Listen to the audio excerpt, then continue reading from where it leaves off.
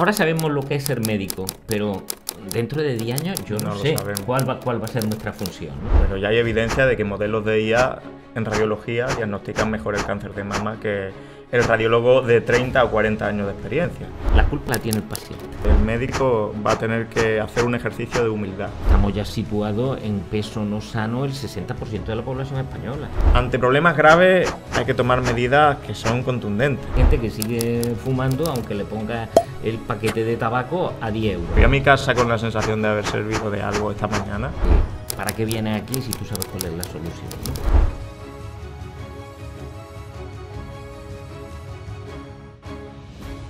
Pues bienvenidos a todos al episodio 6 de Mejor que Ayer, chicos. Hoy tenemos el verdadero privilegio de tener con nosotros a Francisco Tinaones Madueño, que es médico especialista en endocrinología y nutrición, pero yo diría que eso es casi lo de menos hoy, porque Paco tiene una experiencia brutal, una carrera profesional increíble, tiene muchísimos años de experiencia, es catedrático de medicina en la Universidad de Málaga, de hecho pues fue profesor mío, me dio clase a mí también, hace ya unos años, ¿no, Paco?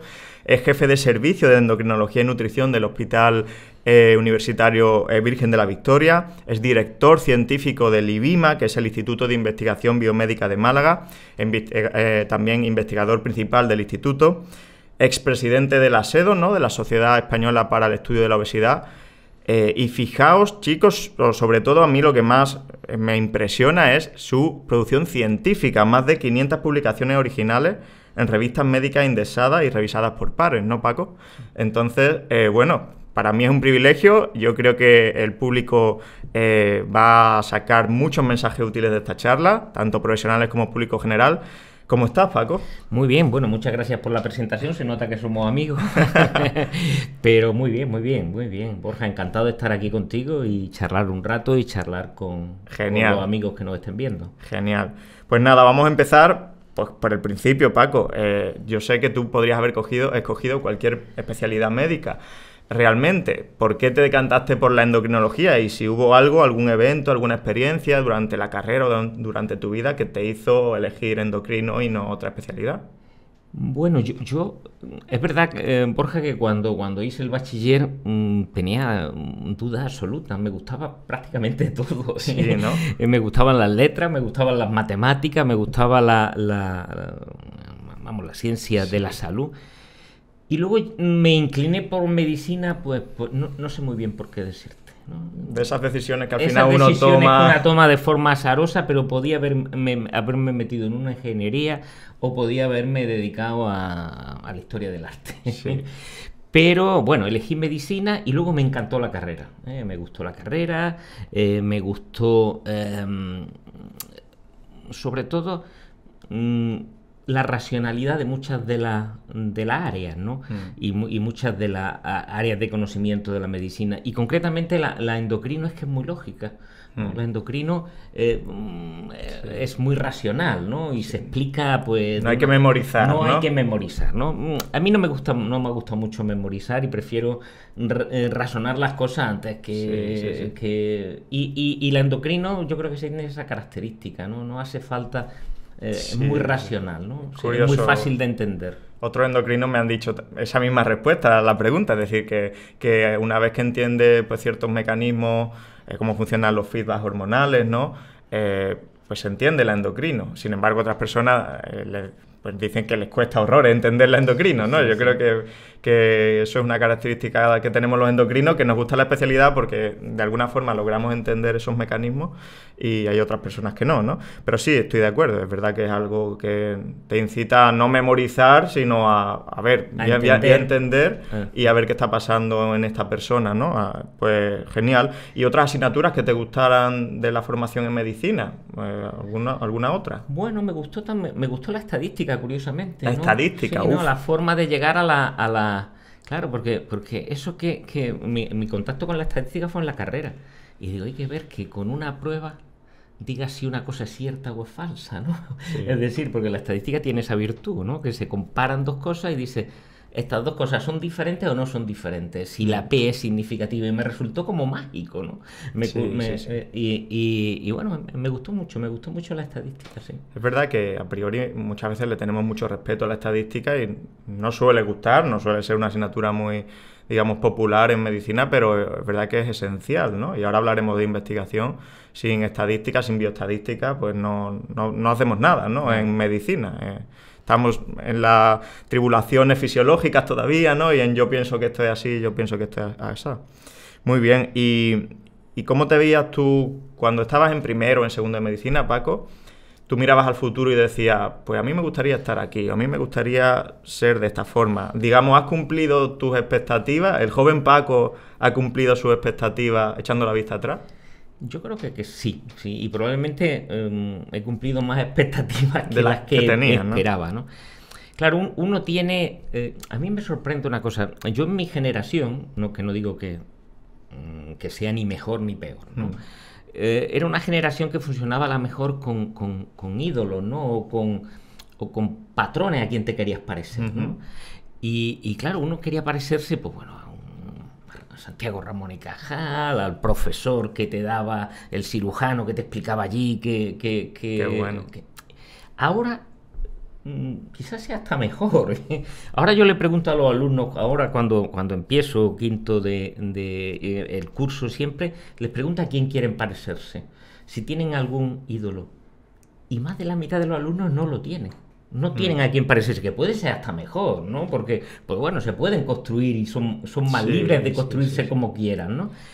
Pero bueno, yo en mi época sí había, por así decirlo, a quien tú querías parecerte, ¿no? Y entonces, pues, me quería parecer a médicos que habían generado conocimiento y probablemente también a aquellos profesores que le veían una cierta habilidad, ¿no? O sea, tú tenías profesores que para ti eran referentes totalmente, ¿no? Sí.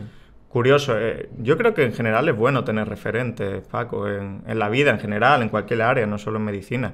Y bueno, tener referente en tu caso, Ramón y Cajal o cualquier otro, yo qué sé, cualquier otro médico famoso, yo creo que es bueno en general, el tener ahí como pues un patrón, ¿no? Obviamente, pues yo admiro a esa persona y a ciertas cualidades de esa persona o visión de la vida con la que me siento identificado. Pero estas generaciones han cambiado. Yo creo que a lo mejor es que hay demasiados referentes ahora y no se sabe, no se puede elegir porque hay, como siempre, un avasallamiento de información y de referentes, ¿no? Y a lo mejor pues ya no nos fijamos en los 4, 5, 6 que había antes y tenemos esa saturación por exceso de información. Pero probablemente era hasta más libre, fíjate lo que te digo, ¿eh? Puede ser. Que yo muchas veces esto lo consulto con los compañeros, con los profesores, digo, ahora mismo... Y todo el mundo hace como una visión crítica de eso, y yo no lo veo como crítico, ¿eh? Lo mismo eres más libre, ¿no? Puede ser. Puede ser cualquier cosa, no tienes que guiarte por nadie, ¿no? Y más ahora, ¿no? Que la medicina tiene un futuro, después hablaremos, que va a un ritmo trepidante. Es que no sabemos lo que nos va a deparar, no sabemos. Ahora sabemos lo que es ser médico, pero dentro de 10 años yo no sé cuál va a ser nuestra función, ¿no? Va ligado al final al progreso de la tecnología, ¿no? Sin duda. Que es, pues eso, a una velocidad de vértigo y no podemos predecir, ¿no? A 10 años vista. Bueno, hablando de eso, ¿cuáles son los desafíos más importantes que ves dentro de la especialidad endocrinología y nutrición? Pues a 10, 20, 30, 40 años vista. O sea, como visión crítica, ¿qué desafíos ves que nos vamos a topar con ellos? Yo veo que probablemente en los 10 siguientes años, más que el endocrino, va a ser la medicina en general. Probablemente tengamos que hacérnoslo mirar muchas cosas, ¿no? La inteligencia artificial, por ponerte un ejemplo, va a cambiar radicalmente la forma que entendemos ahora mismo la medicina. Está empezando ya, ¿no? Ya está empezando. Si un radiólogo ha visto 1000 resonancias a lo largo de su actividad clínica y decimos es un experto, la inteligencia artificial puede tener millones de resonancias. Totalmente. Y cuando vea una imagen decir, pues esto es esta patología o esta patología. Probablemente el radiólogo ya no va a cumplir esa función que tiene ahora, ¿no? Tendrá que reinventarse, ¿no? Y probablemente tenga que buscar en el tema, por ejemplo, de la diabetes. Fíjate, en el tema de la diabetes, la tecnología nos está ayudando muchísimo. En el caso de la diabetes, ahora mismo prácticamente el páncreas artificial es una realidad. Es un aparatito que te pone la insulina, otro aparatito que te lee la glucosa y se comunican entre sí. Y probablemente ahora lo que hacemos con los diabéticos tipo 1, que es enseñarle a contar raciones, enseñarle a no sé qué, enseñarle a no sé cuánto, probablemente desaparezca. Y no haga falta. Y tendremos que asumirlo, ¿no? Como profesionales. Y tendremos que asumirlo como profesionales, porque un diabético, ¿qué es lo que quiere? Un diabético tipo 1 no quiere contar raciones, no quiere... Hombre, lo tiene que hacer porque ahora mismo está en juego su salud, si no tiene una educación diabetológica muy potente. Pero si la tecnología consigue resolverte el problema de una forma más automática y que no tengas tú...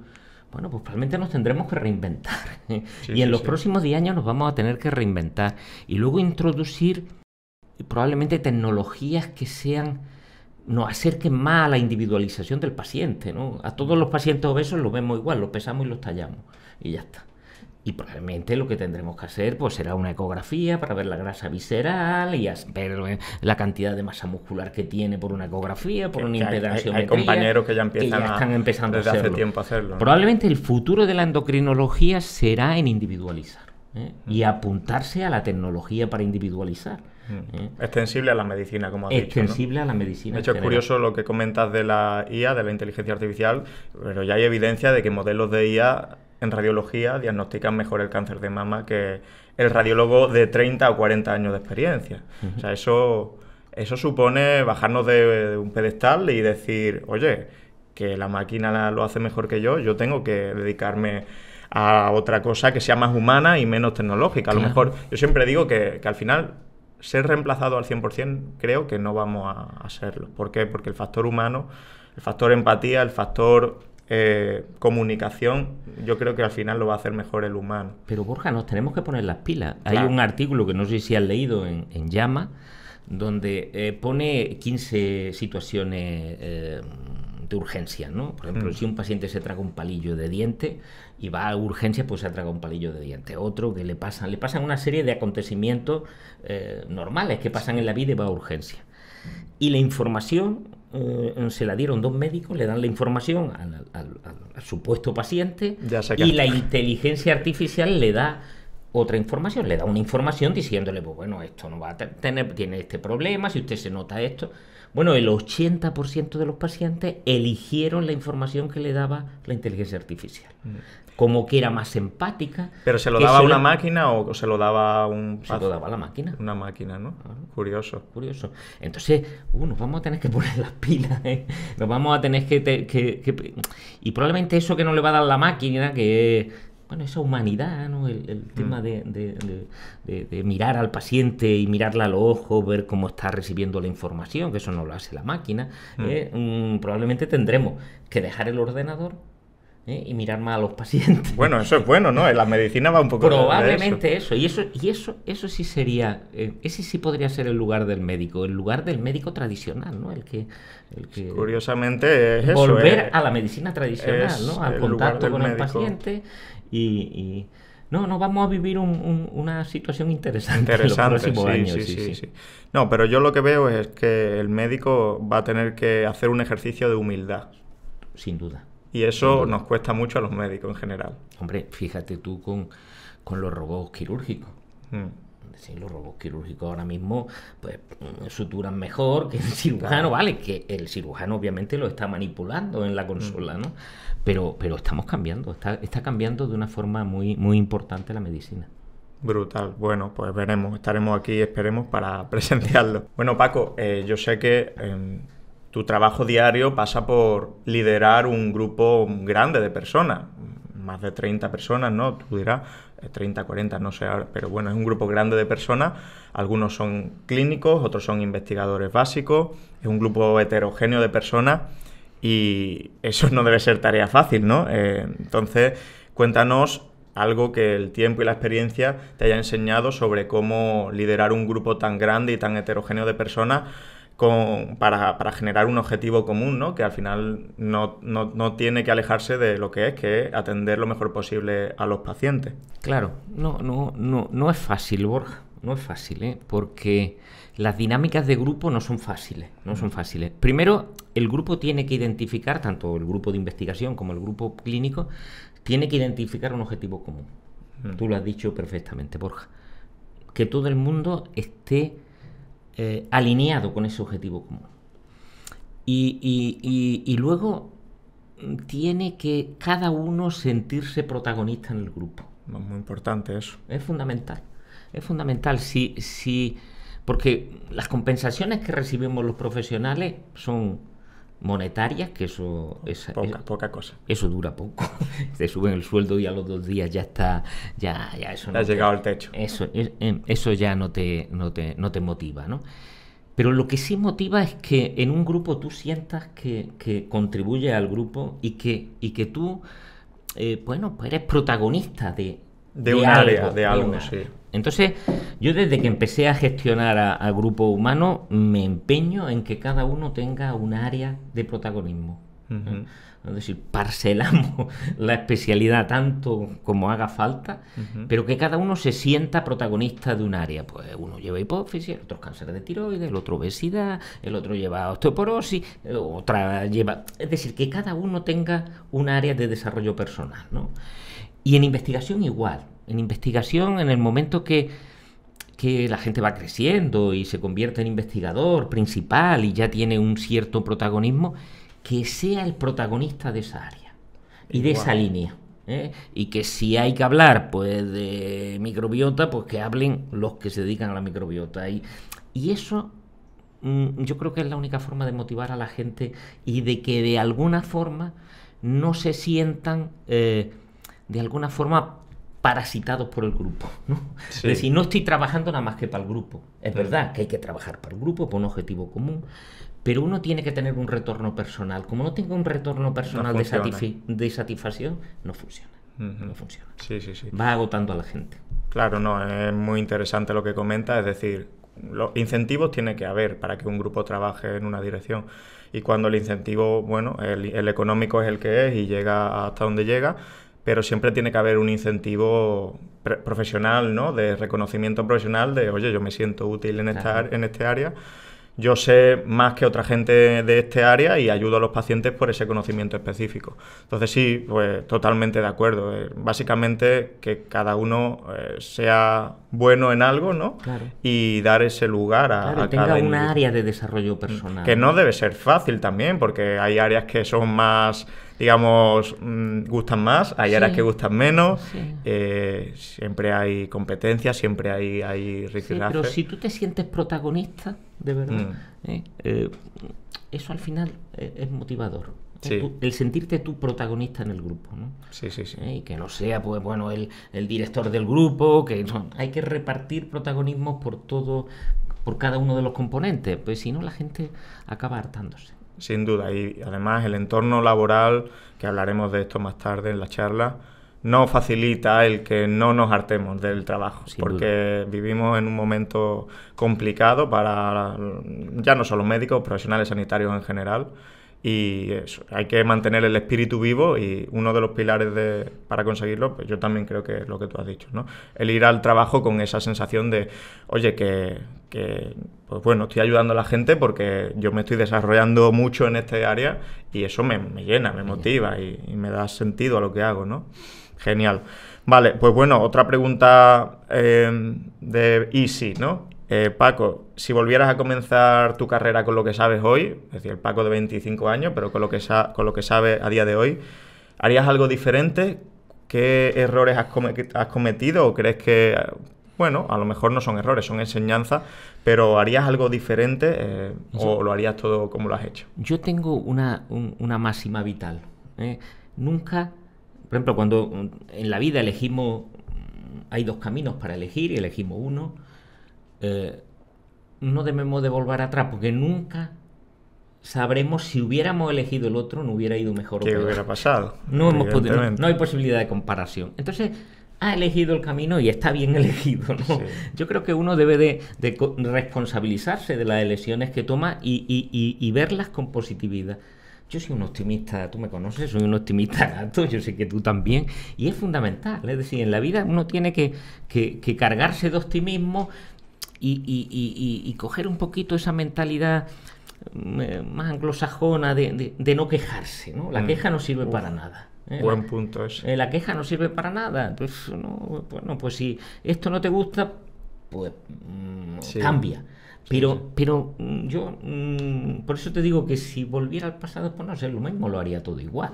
No lo sé, o cambiaría radicalmente, no sé lo que haría. Pero tomar una decisión u otra, la viviría con optimismo. También está la perspectiva, ¿no? Que lo que te puede parecer un error en un momento dado, cuando te pasan 5 años por encima y miras atrás, a lo mejor no lo ves como un error. Claro. Lo puedes ver incluso como una fortaleza o como algo que te ha hecho más fuerte o que te ha hecho cambiar tu mentalidad. Sí, eso también es importante. Genial, pues vamos a hablar ahora, Paco, de un tema que lleva siendo trending topic, lleva siendo importante durante mucho tiempo y sigo viéndolo, pues, muchas noticias, diarios digitales, el tema de la famosa microbiota, ¿no? Yo sé que el grupo que lidera pues lleva trabajando en microbiota muchísimo tiempo, habéis hecho avances muy importantes en este área. Cuéntanos un poquito así family friendly qué es la microbiota y por qué lleva tanto tiempo de moda.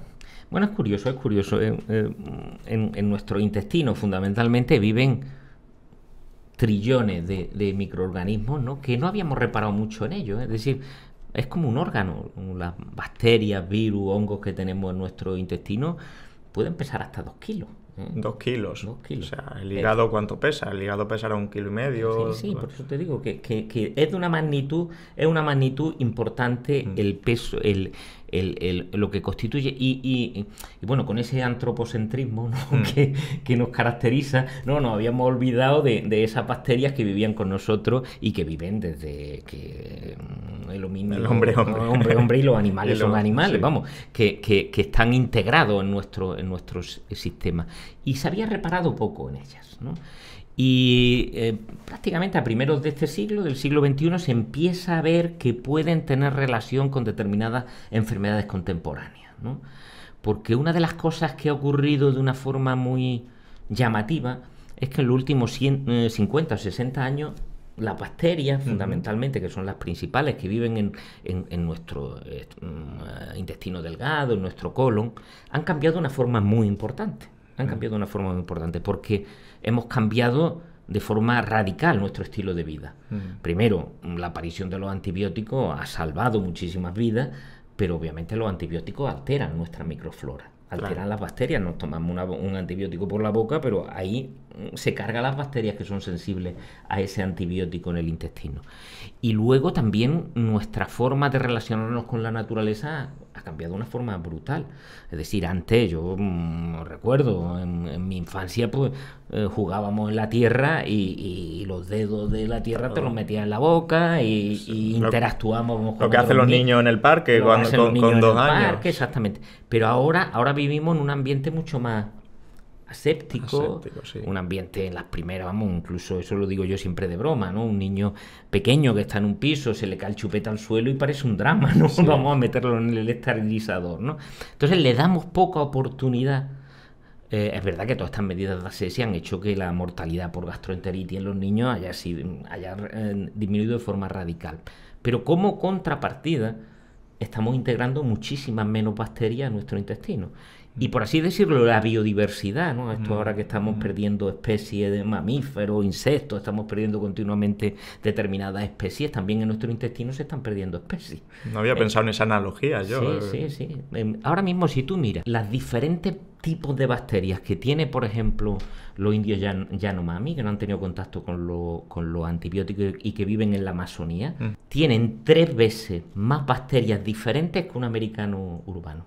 Wow, 3 veces más. 3 veces más, efectivamente. Es decir, el americano ha perdido pues casi un 60% de la diversidad Esto, para que lo entienda la gente, si en un zoo hay 100 especies de animales diferentes, pues ahora esa persona, el americano medio, que no debe ser muy diferente del español medio, pues tiene en vez de 100 especies de animales, 30 o 33. el resto se han extinguido. Se han ¿no? extinguido, exactamente. Curioso, es curioso. O sea, que esa pérdida de diversidad es preocupante, ¿no? Claro, incluso se ha relacionado con algunas enfermedades. Es verdad que todavía está muy incipiente. Es verdad que prácticamente empezamos a hacer los primeros estudios de microbiota en torno al 2007-2008. Prácticamente esto empezó a aparecer artículos en torno al 2005 y nosotros estamos trabajando en esa línea desde el 2007-2008. Hemos publicado, yo qué sé, 40, 50, no me acuerdo ya los artículos que hemos publicado de diferentes aspectos de la microbiota y salud. Pero yo creo que hay una burbuja. Hay una burbuja en torno a la inmobiliaria. Hubo una burbuja inmobiliaria y hay una burbuja con respecto a la microbiota. Estamos dando paso sin que todavía haya una confirmación real.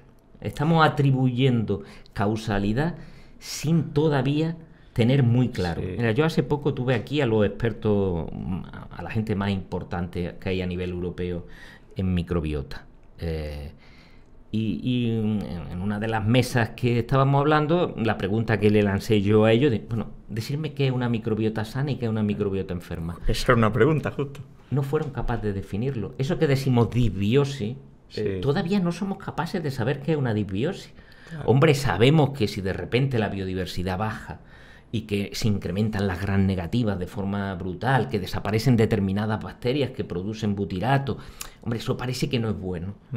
Pero fíjate, la enorme cantidad de especies que tenemos, pues claro, unas que bajan se compensan con otras. No somos capaces de decir un patrón de microbiota, este es sano o este es insano. No tenemos un perfil de microbiota que podamos denominar enfermo o saludable. No. Hombre, hay algunas exageraciones de pérdida, por ejemplo, de biodiversidad, ¿no? De que se disminuye de una forma muy importante el número de bacterias que tiene o predominan determinadas bacterias. Pero un sujeto que tenga una biodiversidad, que tenga prácticamente todas las bacterias, uno no tenemos capacidad de decir si tiene una disbiosis o no tiene. Y fíjate que no hemos pegado el salto al vacío, que ya nos atrevemos a hacer análisis de microbiota y a hacer interpretaciones que no tienen una realidad científica detrás. E incluso a hacer indicaciones terapéuticas sin intervenciones, ¿no? Intervenciones terapéuticas de cambios nutricionales sin tener ninguna evidencia detrás. A mí me preocupa esto, ¿eh? Sí, me preocupa y por ejemplo el tema de los probióticos. Vale, hay alguna evidencia de que pueden ser buenos para determinadas cosas, pero el mercado se ha adelantado a la ciencia. Sí, eso es lo que ha ocurrido. Ocurre ahora que aparece un artículo que tal cepa puede estar relacionada, y ella tiene la empresa que hace su probiótico y dice que esto va a ser o empresas que te analizan tu especie de microbiana y te dan consejos nutricionales asociados a eso. Sí, pero decías antes, Paco, que me ha llamado mucho la atención que estamos atribuyendo causalidad cuando no sabemos realmente si esto causa esto, si este cambio en esta bacteria causa esclerosis múltiple, ¿no? Claro. Pero una pregunta que yo te hago es, ¿tú crees que se podrá establecer causalidad? Es decir, yo cuando empecé a estudiar el tema de los ritmos circadianos, pues leía que la microbiota de por la mañana es diferente a la microbiota de por la noche y migra y se mueve y cambian la preponderancia de especies. Es decir, algo que es tan dinámico como la sabana africana que va cambiando, ¿no? Por estaciones, por temporada. Algo que es tan tremendamente dinámico. ¿Tú crees que alguna vez vamos a sacar la receta de la microbiota perfecta? Porque es que además depende de la persona, depende de la raza, depende de tantos factores de confusión que ¿crees que alguna vez vamos a sacar causalidad? La observación que tú haces es absolutamente correcta y muy pertinente. Porque claro, es algo que está cambiando. Si es que es como si fuera, tú lo has descrito muy bien, como si fuera la sabana. Ahora resulta que están los ñus, pero los ñus emigran a no sé qué y se van y se mueven. Es decir, hay una dinámica incluso. Fíjate, la microbiota se afecta, tú dices, la mañana y la tarde, incluso con el jet lag. Es decir, sufre la microbiota el jet lag y hay determinadas bacterias que sufren y disminuyen cuando altera el ritmo circadiano, ¿no? Algo que es tan dinámico es muy difícil sacar conclusiones estáticas. Claro, estáticas. Date cuenta que si tú a un individuo le mides la microbiota 3 veces, el grado de concordancia es bajito. Y lo primero, ¿cómo estamos midiendo la microbiota? Es decir, que la estamos midiendo con S y son las bacterias que se desprenden con las S. No estamos mirando la microbiota que está en la pared del colon, que sería... Que se queda ahí, ¿no? Que sería la que coloniza, la que está en los nichos de la pared intestinal, sí. sería realmente la que, de alguna forma, es la real, ¿no? Claro, No la que se descama y va con las heces, Que ¿no? para eso habría que coger una biopsia, ¿no? Claro, y hacer... Es decir, que todavía esto es tan incipiente que tirarse... No, es un campo interesante y absolutamente ha sido una locura que esto no lo hubiéramos tenido en cuenta, ¿no? Para la salud de la población. Pero todavía yo veo esto muy incipiente para atreverte a lanzar terapias para enfermedades, porque, por lo que tú dices, la causalidad es que muchas veces decimos, bueno, pues en un paciente con diabetes tipo 1 tiene una microbiota alterada. ¿Pero qué es? ¿Que la microbiota esa alterada la tenía antes y por eso ha desarrollado diabetes tipo 1, o ha sido la propia enfermedad la que ha cambiado la microbiota? Una causalidad inversa, ¿no? Claro, eso hacen falta estudios prospectivos a largo plazo para ver si efectivamente es un factor de riesgo tener una microbiota determinada y que luego aparezca la enfermedad, pero eso hace falta estudios de 6 o 7 años. Entonces no es fácil.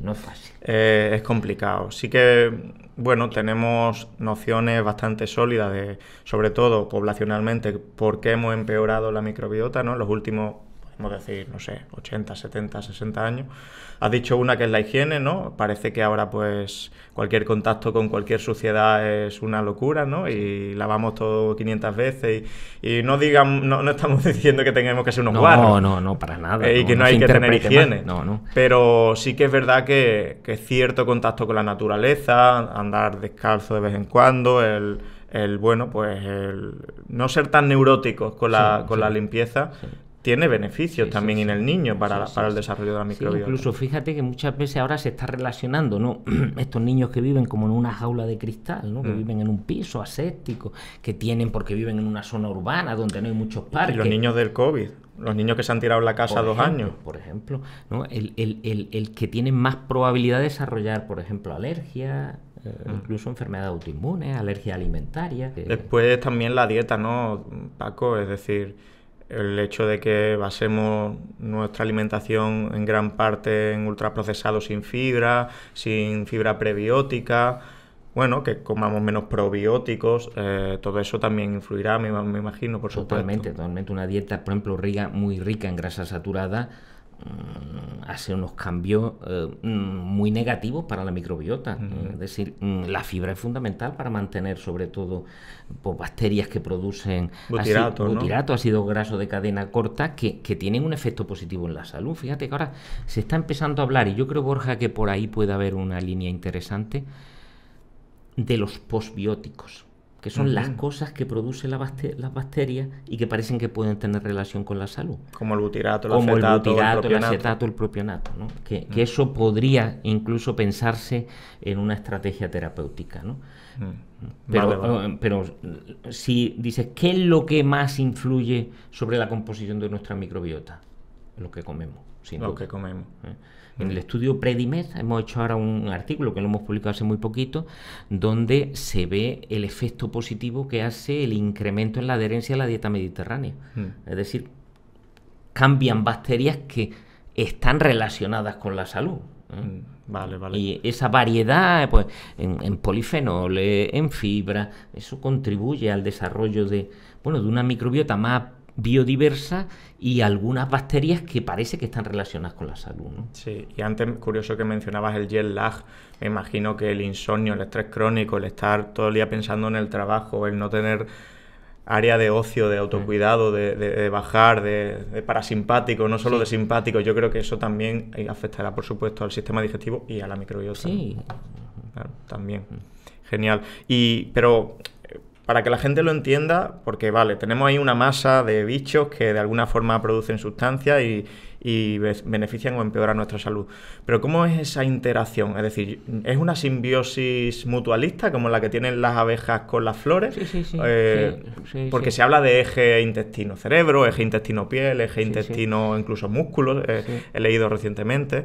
¿Cómo es esa interacción? Es decir, ¿qué aportamos nosotros a la microbiota y qué aporta ella a nosotros? Sí, la mayoría de las acciones de la microbiota son simbióticas. Es decir, contribuye, por ejemplo, la microbiota tiene Es decir, nosotros alimentamos la microbiota, obviamente. Claro, están ahí porque comen, ¿no? Porque comen de lo que nosotros ingerimos, ¿no? Pero nos devuelven productos que de alguna forma tienen efectos beneficiosos. Por ejemplo, el tema de la permeabilidad intestinal, el hecho de que haga una barrera, contribuye a ser una barrera para que no entren sustancias tóxicas dentro de nuestro organismo, eso es fundamental que esté la microbiota, ¿no? Incluso parece que puede mandar incluso señales al cerebro, como bien dicen, ¿no? Curiosamente, en los modelos animales, que es muy fácil hacer modelos animales germen free, que no tengan microbiota. Es decir, coge un ratón recién nacido, lo aísla para que no, en un ambiente estéril y no tiene microbiota. Un ratón estéril, ¿no? Estéril, absolutamente estéril. Lo enfrenta a test neurocognitivos que se hacen los ratones y son más tontos. Son más tontos son más tontos que los que tienen su microbiota. Es decir, que de alguna forma nos ayudan nuestras propias funciones cognitivas, por lo menos en los modelos animales, ¿no? Qué interesante. No sé si podemos llegar a decir que nos controla la microbiota, pero tiene... Bueno, hay un ejemplo curiosísimo. Lo del gato que contas tú en los congresos. Sí. Eso cuenta esa anécdota. Eso es curiosísimo. Mira, el tosoplasma, donde se reproduce, es en el intestino del gato. Entonces, claro, el ratón, pues como come pues caca de gato, incorpora el tosoplasma. Vale. Se contamina de tosoplasma. Pero el tosoplasma, si se queda en el ratón, se muere, porque no puede reproducirse. Claro. Porque necesita el intestino del gato para reproducirse. ¿Y qué hace? Le manda una señal al cerebro del ratón para que no huya del olor de la orina del gato. Wow. Es decir, los ratones tienen una sensibilidad. Tú le pones a un ratón orina de conejo y no huye. Le pones a un ratón orina de gato, la identifica, la huele y huye del olor de la orina de gato. Instintivamente. Pues bueno, el tosoplasma es capaz de hurgar en el cerebro del ratón para que no identifique la orina del gato y que entre en el estómago del gato. Fíjate hasta qué punto una bacteria, un parásito controla un mamífero, ¿eh?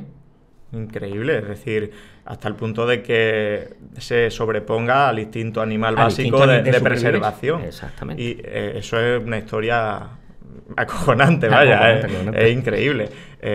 Por eso digo que a veces me planteo esa duda de, oye, ¿y si a lo mejor soy como soy, hago lo que hago debido a mis bacterias, ¿no? Y sí, probablemente nos tengamos que cuestionar con el paso del tiempo este antropocentrismo, ¿no? De creernos... Otra vez lo mismo, de creernos los más importantes del universo y al final vamos a ser los menos importantes. Sí. Hablando un poco de intervenciones, ¿no? Como decíamos antes, yo recuerdo el boom de algunos artículos de trasplantes de microbiota, que se trasplantaba la microbiota del ratoncito obeso al ratoncito delgado y se ponía obeso y viceversa, trasplantaba la microbiota del delgado al obeso y el obeso se convertía en delgado, y eso fue como, hemos encontrado la cura de la obesidad, y todo el mundo pues hablando de eso, ¿no? ¿Estamos lejos, cerca de eso? ¿Cómo ha avanzado eso? ¿Qué terapias? O sea, ¿cuál es el futuro de este campo? Sobre todo en intervención. Porque ya hemos dicho que bueno, que a nivel de ciencia todavía corremos demasiado y el mercado va por delante de la ciencia, pero ¿crees que alguna vez la ciencia va a alcanzar intervenciones efectivas y seguras en el ser humano? Esos estudios que vimos en ratones nos crearon una fantasía. Nos crearon una fantasía porque claro, es muy fácil manipular. Tú pones un ratón que no tiene gérmenes en su intestino y le haces un trasplante. Claro, el trasplante lo incorpora a su intestino y de repente incorpora todas las bacterias. Toda la microbiota. Entonces ha hecho un trasplante, es igual que si tú haces un trasplante a un sujeto que no tiene riñón. Pues le pones el riñón y ese es el riñón que funciona. Pero en el humano no. En el humano tiene su propia microbiota. Claro. Y tú le haces un trasplante y bueno, tiene su microbiota ahí. Y lucha con la que tú le haces el trasplante o con el probiótico que le pones. Entonces, eso que funcionaba muy bien en los modelos animales, porque eran unos modelos que no existen en el humano. Cuando eso se ha querido llevar al humano, ahora vamos a publicar un artículo con trasplantes. ¿Te acuerdas que cuando tú estabas allí con nosotros estábamos encapsulando la microbiota y le estábamos dando casulitas así, para hacer un trasplante fecal, ¿no? Un trasplante fecal de sano a diabético insulin resistente. no ha tenido gran efecto. Por no decirte casi ninguno. Claro.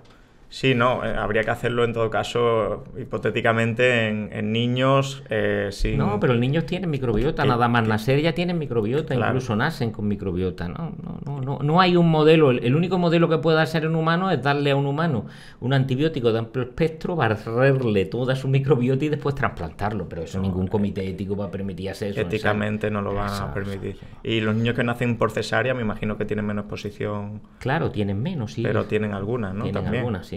Es curioso, los niños que nacen por cesárea y por vía vaginal mantienen microbiota diferentes hasta los 6 o 7 años. Y eso condiciona más o menos riesgo de determinada... Sí, incluso se ha relacionado, que podía tener que ver la microbiota con eso que se ha visto, que los niños que nacen por cesárea tienen más probabilidad de tener algún tipo de enfermedad metabólica, ¿no? Interesante. Bueno, pues vamos cerrando este tema que nos interesa y nos apasiona, pero es verdad que hay que tener los pies en el suelo y no querer avanzar más rápido que la ciencia, ¿no? En el sentido de hacer intervenciones, porque, bueno, para mí la gran complejidad es la que te he manifestado, que veo que es algo tan continuamente cambiante que el aislar efectos me parece súper difícil. No, con esa reflexión estoy totalmente de acuerdo. Me parece muy difícil. Vale, bueno, hablamos de otro gran área, otro gran problema de la especialidad, que es la obesidad, ¿no? Yo te pregunto como reflexión, Paco, ¿crees que los endocrinos o en general los médicos hemos cambiado el abordaje y la forma de ver, sobre todo eso, la forma de ver a las personas con obesidad en los últimos 20 años o todavía nos queda mucho? Nos queda un recorrido, ¿eh? Desgraciadamente la obesidad todavía no es reconocida, pero en todos los ámbitos, como una enfermedad como otra cualquiera. Es decir, la obesidad... todavía la culpa la tiene el paciente. Es decir, no es una enfermedad que se produce porque hay un ambiente obesogénico, que hay 1000 causas que te provocan que aumentes de peso. No, es que no comas y no tendrás esta enfermedad, ¿no? Y esa es una visión absolutamente reduccionista. Que además no nos ha llevado a ningún lado. No nos ha llevado a ningún lado. Y muchas veces incluso los propios sanitarios tienen esa sensación, ¿no? De que te viene el paciente y dice, joder, macho, pues que no coma, ¿no? Pues ya está, y me viene aquí, me va a gastar el tiempo, esto no es una enfermedad, que no coma y ya está, y se resuelve. No es tan fácil. Sí. No es tan fácil porque tenemos una genética que está adaptada a la hambruna, tenemos un ambiente claramente obesogénico, hay un montón de factores que están contribuyendo a que dos sujetos que comen lo mismo los dos, uno tenga más capacidad de engordar que otro, ¿no? Sí. Eso que cuando veíamos en una consulta y se sentaban a lo mejor dos personas, decían, no, pero si los dos comemos igual y yo he subido 20 kilos y yo estoy delgado, sí, y el profesional decía, hombre, tú te vas luego a la nevera, no estés comiendo igual. No, eso ya tiene explicación científica, que hay personas que tienen más propensión a engordar, tienen más propensión a tener una enfermedad, y tenemos que verla como una enfermedad, porque claro, una enfermedad que tiene que ver con los estilos de vida, joder, pero todas las enfermedades tienen que ver con los estilos de vida. El cáncer de piel, si no tomáramos el sol y estuviéramos metidos en una urna, pues probablemente no tendríamos... Hay una reflexión que hicimos aquí, que hizo un participante del podcast hace poco, que también se dedica al tema de la obesidad, y dijo que claro, que cuando uno tiene un cáncer muy relacionado con el estilo de vida, le decimos, ay, pobrecito, que ojalá te cure. Pero cuando uno tiene obesidad, que al final también está desarrollado por un ambiente obesogénico y por un estilo de vida concreto, le decimos que cierre el pico, ¿no? Exacto. Es un poco la diferencia de perspectiva que tenemos todavía en este problema. Sí, tenemos que cambiarlo, tenemos que verlo como una enfermedad, además, vamos, una enfermedad que está rebasando una enfermedad de salud pública. Es decir, es que estamos ya situados en peso no sano el 60% de la población española. Sí.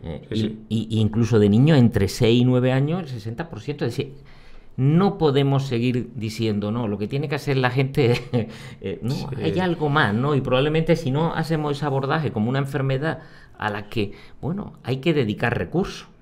Hay que dedicar recursos en la prevención y también en el tratamiento. El problema es que es más complejo respecto a otras enfermedades, Paco. Yo siempre digo que la obesidad es un problema social que queremos solventar en la consulta y no se puede realmente solventar en la consulta, es un problema social al final. Si no cambiamos políticas de salud pública no se va a terminar la obesidad. Si seguimos poniendo el foco en lo individual, en la fuerza de voluntad, no, es que tienes que hacer esta dieta. Al final, era 19 de cada 20 dietas fallan, el 95% de las dietas a 5 años fallan, y fallan por el ambiente, y fallan porque la fuerza de voluntad llega donde llega y es limitada. Entonces, el seguir poniendo el foco en el individuo, que yo sé que hay mucha gente que esto no lo llega a entender porque ellos siempre han sido delgados o han conseguido, por el motivo que sea, perder peso, o han modificado su ambiente y no se han dado cuenta y han conseguido perder peso, y no entienden que haya otra persona que por cientos de razones diferentes no lo logre. A lo mejor porque sus padres siempre han comido de una determinada forma y tienen esos hábitos, a lo mejor porque tiene unos sistemas de recompensa que le dan más refuerzo a la hora de exponerse a cierta comida más palatable, a lo mejor porque tiene pocos recursos económicos, a lo mejor porque se acaba de separar de su mujer. Claro. Entonces, la obesidad, lo primero, requiere un esfuerzo de empatía que creo que como sociedad, valga la redundancia, todavía no estamos preparados para hacer. No lo tenemos resuelto, no lo tenemos resuelto. No existe un estigma con el paciente que tiene obesidad que no lo tienen otras enfermedades, como tú bien dices. Sí, y hablando de, bueno, ya que te has metido en el estigma, entiendo que la gordofobia, el estigma hacia sujetos pues, con obesidad, o sujetos gordos, sujetos con tallas grandes, existe a día de hoy, sigue existiendo. Bueno, ha existido siempre, simplemente que ahora se habla más de él, ¿no? Pero el que más me preocupa es dentro, como tú has dicho, de los profesionales sanitarios. Es decir, ¿por qué crees que todavía un profesional sanitario una persona que ha estudiado durante años la enfermedad, la fisiología humana, los condicionantes de salud, los determinantes de salud, le cuesta el trato con la persona con obesidad? O sea, yo tengo mis hipótesis, pero quiero escuchar tu opinión. Bueno, probablemente por esa creencia todavía hay muchos profesionales sanitarios que no es una enfermedad como otra cualquiera. Y que ¿para qué vienes aquí si tú sabes cuál es la solución? No me malgaste. Y luego probablemente también porque había pocas herramientas terapéuticas. Había muy pocas herramientas terapéuticas. El médico o el sanitario o el nutricionista, el que se enfrentaba muchas veces a un paciente, como tú bien has dicho, las herramientas que teníamos tenían una tasa de fracaso muy alta. Eran los Listán, ¿no? El famoso Listán. Sí, eran unas tasas de fracaso muy altas. Y la dieta mediterránea. Y la reganancia después de perder un poco de peso. Entonces, la terapéutica era muy, muy frustrante, ¿no? Y yo creo que eso también contribuía a decir, bueno, pues es que no tengo herramientas para ayudar a esta persona, ¿no? Un poco impotencia, ¿no? Impotencia. Y luego tampoco no hemos sido capaces de individualizar ese enfoque nutricional, ¿no? Porque, bueno, en los profesionales sanitarios, en los médicos, porque no tenían tiempo, no se han incorporado nutricionistas a los sistemas públicos de salud para que, de una forma global, para que de alguna forma hicieran aproximaciones individualizadas de las dietas y hacíamos un abordaje genérico, ¿no? Dábamos la restricción calórica clásica del filete a la plancha, café para todo. Y café para todo. Fíjate, hemos incorporado, tú cuando empezamos acuérdate del programa que teníamos de abordaje de la obesidad y que tú contribuiste a modificarlo en el Hospital Virgen de la Victoria. Ahora le ofrecemos a los pacientes, mire, ¿usted quiere hacer una estrategia de ayuno intermitente? ¿Usted cree que es capaz de hacer una dieta baja en hidrato de carbono o no? La mediterránea clásica restringida en calorías. Por lo menos se le está ofreciendo al paciente alternativas diferentes. Y hay incluso muchos pacientes que te dicen, mira, pues esto de... Yo salgo por la mañana, desayuno, al mediodía tengo que ir a un bar para tomar el menú del día. Pero bueno, lo mismo, soy capaz de no cenar cuando estoy en casa. Sí. Y soy capaz de hacer el ayuno intermitente restringiendo la cena. O el ayuno intermitente. Es decir, individualizar. Y ofertarle al paciente determinadas estrategias que son igual de válidas. Es decir, en la mayoría de los metaanálisis que hay, el ayuno intermitente se pierde el mismo peso que con la restricción calórica clásica. Tiene la misma efectividad, pero lo mismo a algunos pacientes le va mucho mejor. Igual que las dietas bajas en hidratos de carbono, vale, que no las podemos mantener toda la vida, ¿no? Pero hay algunos pacientes que tienen una adherencia muy alta a ese tipo de esto, le suben rápidamente los cuerpos cetónicos, le quitan el apetito y en 3 meses consiguen unas reducciones de peso importantes, ¿no? A mí el argumento ese de que bueno, que es verdad, cuando comparamos diferentes intervenciones, siempre que haya un mismo grado de restricción calórica, todas funcionan igual, en vida real me parece un poco básico, porque aunque tengan los mismos resultados en un entorno controlado, donde estamos controlando calorías y te damos a ti esto, a ti esto y a ti esto y te comparamos, en vida real cada cual tiene sus inclinaciones, y ahí el que lleva haciendo ayuno intermitente o queriendo hacerlo toda la vida y se ha forzado a comer 5 veces, pues porque era lo que se decía y que había que hacer, el que le viene muy bien, como tú has dicho, una dieta más restringida en carbohidratos, y el que no, el que le viene bien una dieta mediterránea como toda la vida. Y simplemente la posibilidad de ofertar esa individualización ya hace que el paciente se involucre más. Diga, me están dando algo para mí, no me están dando el café para todo. Y eso psicológicamente también es potente. Y ve que es algo que se está adaptando a su estilo de vida. Como tú muy bien has dicho, es algo individualizado, no el sacar del cajón papelito. Que tanto se nos ha criticado y con razón. El papelito, porque tirarnos estudiando 11 años para dar un papelito igual para todo, que además lo hemos sacado de internet, eso yo creo que a día de hoy podemos hacerlo mucho mejor. Y por suerte, pues como estamos haciendo allí, o estáis haciendo ahora, y está cambiando la cosa. Es decir, cada vez más profesionales se están dando cuenta de que la obesidad no es café para todo, de que la obesidad es un problema más complejo de lo que pensábamos, y de que hay que abordarla de forma individualizada o lo más individualizada posible. Pero sí, mi pregunta iba por ahí. Era básicamente, yo lo que pienso, Paco, es que vuelvo a lo mismo. Los médicos nos gusta solucionar problemas, nos gusta ser resolutivos. Nos hemos formado durante muchos años, hemos trabajado mucho y nos gusta. Tú llegas a mí, me pides que me solucione un problema de salud y yo te lo soluciono. Eso es perfecto, eso es el ideal, ¿no?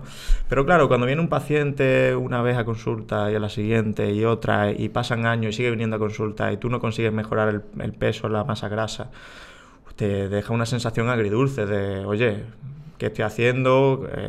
¿Sirvo de algo? Me voy a mi casa con la sensación de haber servido de algo esta mañana. Y eso yo creo que genera mucha fricción con el paso de los años, y por eso mucha gente pues termina sin querer ver a pacientes con obesidad, ¿no? Al margen de esa perspectiva individual de que hay todavía gente que no se cree que haya personas que no puedan perder peso, que se creen que es una decisión de me levanto hoy pesando 120 kilos porque quiero. Porque la gente, el público, entienda un poquito más algunos determinantes de la obesidad, pues que a lo mejor son menos discutidos, ¿no? Por ejemplo, ¿cómo crees que la tecnología ha influido? Porque yo veo, Paco, que estoy ahora interesado en cómo, al igual que hay un ambiente obesogénico, hay un ambiente generador de distracciones, ¿no? Hay un ambiente, sobre todo por las redes sociales y la tecnología, que aunque queramos restringirnos con fuerza de voluntad y apagar las notificaciones y no coger las tecnologías, nos incita a estar pegados a una pantalla. Esto tiene una serie de causas, ¿no? Dentro de las empresas tecnológicas, dentro de cómo se diseñan esos problemas, o sea, esos programas. Entonces, yo veo a los chicos de 6, 7, 8 años ya, tan temprano como 7, 8 años con el teléfono móvil, veo a los adolescentes en la calle que están sentados en un banco y están 6 juntos y están mirando el teléfono móvil, ni se miran a la cara. El tiempo medio de pantalla, el tiempo medio es de casi 4 horas, es decir, 4 horas mirando la pantalla del teléfono móvil al día. Obviamente esto tendrá alguna repercusión en los niveles de actividad física, y ya no solo en la actividad física, sino en el tiempo que no dedicamos a otras cosas que pueden ser planificar la comida de la semana, que puede ser, pues eso, hacer ejercicio y entrenar, o simplemente darte un paseo por la naturaleza, ¿no? No, totalmente de acuerdo contigo. Fíjate, y además eso lo podemos decir con una evidencia científica alta. Es decir, la hora de pantalla es un factor de riesgo de obesidad. Así, tal cual. Tal cual. Es decir, cuando se hace un estudio prospectivo de una cohorte y se analiza el tiempo que está delante de una pantalla, es un factor de riesgo que puntúa altísimo en el desarrollo de obesidad. Eso está clarísimo. Incluso, fíjate, con otra variable que es muy importante en los niños, que son las horas de sueño. En los niños y en los adolescentes, otro factor de riesgo que puntúa altísimo en el riesgo de obesidad es las horas de sueño. A menos horas de sueño, más riesgo de obesidad. Y también hay bastante evidencia de que la luminosidad de una pantalla altera el ritmo circadiano, te hace que concilies peor el sueño, que no sea un sueño tan reparador y que incluso se disminuyan las horas de sueño. Y la no exposición a luz en las primeras horas del día, porque siempre se habla de las pantallas de noche, pero el pasarnos desde que nos levantamos en interiores el día también influye en ese descanso. Claro, totalmente, son factores que no nos podemos quitar de la cabeza en cuando hablamos de obesidad, que no, obesidad no es solo lo que comes y lo que gastas. Es lo que comes y lo que gastas, pero eso está influido por miles de cosas, por miles de cosas. Por ejemplo, ¿qué nos puedes contar? No sé si de esto habrás leído algo últimamente. Yo la verdad que esto lo tengo que revisar con más profundidad, pero sobre disruptores endocrinos y obesidad, o polución ambiental, obesidad, es decir, esto es muy difícil de determinar. Es muy difícil de determinar. Es verdad que hay determinados estudios que relacionan, bueno, ahora salió un artículo de diabetes, de estudio de diabetes aquí en nuestro país, hay también ahora han salido algunos estudios del Predimed Plus, que relacionan eso, la polución con la incidencia de obesidad, ¿no? La mecanística, yo no soy todavía capaz de entenderla, no soy capaz de entender. Es complejo llegar a la mecanística, ¿no? Y los disruptores endocrinos, pues todo lo que son contaminantes, pues, derivados de los plásticos, todo lo que hacen una función negativa, tampoco, fíjate que no se ha llegado a regular todavía en la Comisión Europea y no se han visto los disruptores endocrinos como un enemigo, igual que la grasa trans, igual que determinadas otras cosas. Hemos conseguido que la Comisión Europea, pues bueno, restrinja todavía no se atreven a decir que haya la suficiente evidencia para que detrás de los disruptores endocrinos haya, pues, estén determinadas enfermedades metabólicas, ¿no? También es difícil de determinar eso, ¿no? Es muy difícil. Es decir, cuántas moléculas hay diferentes en nuestro ambiente, cómo las mides, con qué precisión, a qué exposición y qué grado de exposición tenemos. Ahora, por ejemplo, hemos publicado una cosa que hemos hecho con Olea, que tú sabes que Olea es que es de Granada, que ha trabajado mucho, es catedrático de Granada, que ha trabajado mucho en disruptores endocrinos, y hemos mirado disruptores endocrinos acumulados en el tejido adiposo, y se acumulan, Tú ahora, por ejemplo, los bifenoles, todas estas cosas que te tomas, que parece que te los tomas y ya cuando los eliminas por orina ya no se quedan. Se quedan, se acumulan en el tejido adiposo. Y hemos encontrado una variedad. De hecho, había una investigadora, que no sé si también era de Granada, no recuerdo, que hablaba del químico del teflón, que ya se prohibió, se reguló, de las sartenes. Decía que los osos polares, si tú le mirabas la grasa, tenían ese químico del teflón, porque al final eso está en el ambiente, en las aguas, y no se elimina en mucho tiempo y recircula, y todos tenemos... Por eso, hombre, no podemos descartar que no tengan una influencia, pero es que es muy difícil determinar el grado de influencia que tienen en la obesidad. Por lo tanto, nos tendremos que centrar en cosas más tangibles. Y hay otra cosa que a mí me parece muy interesante, que explico en un capítulo del libro, el libro que te he regalado, y es el tema, ¿te acuerdas del artículo ese que decía los amigos hacen amigos en obesidad? Sí.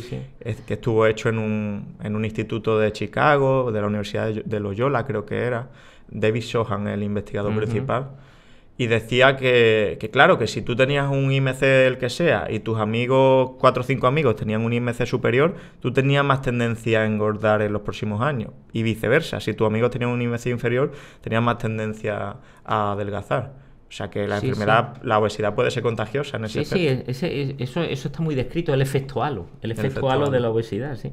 Y curiosamente se contagia más la obesidad, los estilos insalubres. Los malos, ¿no? Se contagian más. Lo malo se pega más que lo bueno, ¿no? Además, ese estudio es muy bonito porque parece una enfermedad infecciosa. Si hay 2 sujetos obesos, luego se mira 10 años después y alrededor de sus sujetos obesos que mantienen contacto con amigos, se van incrementando el número de obesos, es decir, que es como si fuera una enfermedad contagiosa. Un estudio muy bonito. Es muy bonito, sí. Incluso tener un amigo obeso tenía más influencia en el desarrollo de obesidad que tu padre fuera obeso, es decir, más que fuera la genética. Increíble. A lo mejor tenemos que ir cambiando un poco el discurso en cuanto a hablar de enfermedades crónicas no transmisibles, ¿no? Porque lo que está claro es que las conductas se transmiten y que existe cierta contagiosidad social de lo que hacemos, ¿no? Porque no somos seres individuales. Al final somos codependientes los unos de los otros, y si en mi ambiente, mi familia y mis amigos se come de una forma, es muy probable que yo termine haciendo eso. Hay un estudio precioso que hace lo siguiente. Hace una intervención, porque el tema de la obesidad está también relacionado con el nivel socioeconómico y educativo, ¿no? Hay mayor prevalencia de obesidad en niveles socioeconómicos más bajos. Bueno, pues le hacían una intervención que era darle dinero para que subiera el ambiente, su nivel socioeconómico, o cambiarlo a otro sitio donde los estilos de vida eran diferentes. Tenía más influencia el que lo cambiaba en un lugar donde, bueno, existía una cultura más del deporte, más de los carriles bici, más de eso, que darle dinero para subirle el nivel socioeconómico y dejarlo en un ambiente pues que era más obesogénico, ¿no? Una ciudad más insalubre, donde no había parques para hacer ejercicio, donde no había posibilidad de pasear. Que el ambiente lo es todo, básicamente. Lo es todo. Y yo siempre se me viene a la cabeza los estudios de los aborígenes australianos que vivían en una sociedad pues prácticamente cazadora-recolectora y tenían unas tasas de enfermedad crónica bajísimas, y empiezan a hacer trabajos de oficinistas en una sociedad más occidental y empieza a desarrollar nuestras enfermedades, ¿no? Sí. O sea que al final pues es el ambiente, eso lo tenemos muy claro. Lo difícil es hacer intervenciones que modifiquen ese ambiente, porque no depende del médico, obviamente. El médico puede poner un fármaco, el médico puede aconsejar, puede escuchar, puede acompañar y hacer intervenciones. Oye, que tenemos herramientas. Pero al final, si hacemos esa intervención y el ambiente de esa persona no cambia, claro.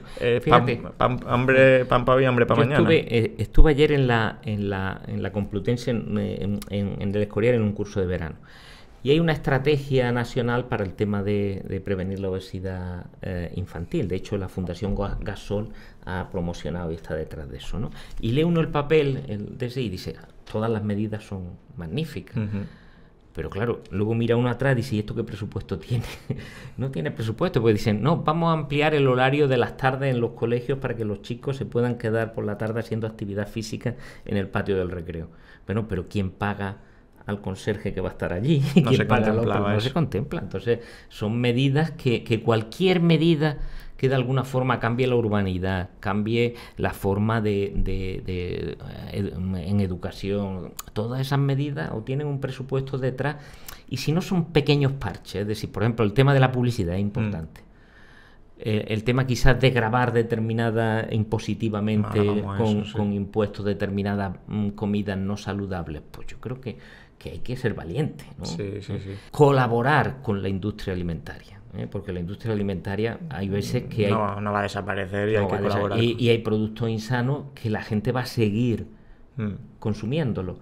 Y si hay una colaboración con la industria alimentaria para que ese alimento insano por lo menos tenga una composición que sea más sana, que mantenga la palatabilidad, hay que hacer unas estrategias globales. Y mira que hay cosas para hacer, globales. Y esto tomárselo en serio. Ahora, por ejemplo, estamos desde la CEDO y desde un grupo, el grupo Open, estamos animando a las comunidades autónomas y estuvimos también en el Congreso a que se haga un plan nacional de lucha contra la obesidad, ¿no? De hecho, aquí en Andalucía se ha hecho una PNL, una propuesta no de ley, para instar al gobierno de que haga un plan nacional de lucha contra la obesidad. Pero claro, un plan que lleve un presupuesto, que involucre a todos los ministerios y que de alguna forma se tome esto pues en serio, ¿no? De hecho, en Alemania ya están empezando a trabajar esto, e incluso nuestros compañeros portugueses están empezando a trabajar en el Congreso este plan, ¿no? Y al final vamos los últimos, como muchas veces.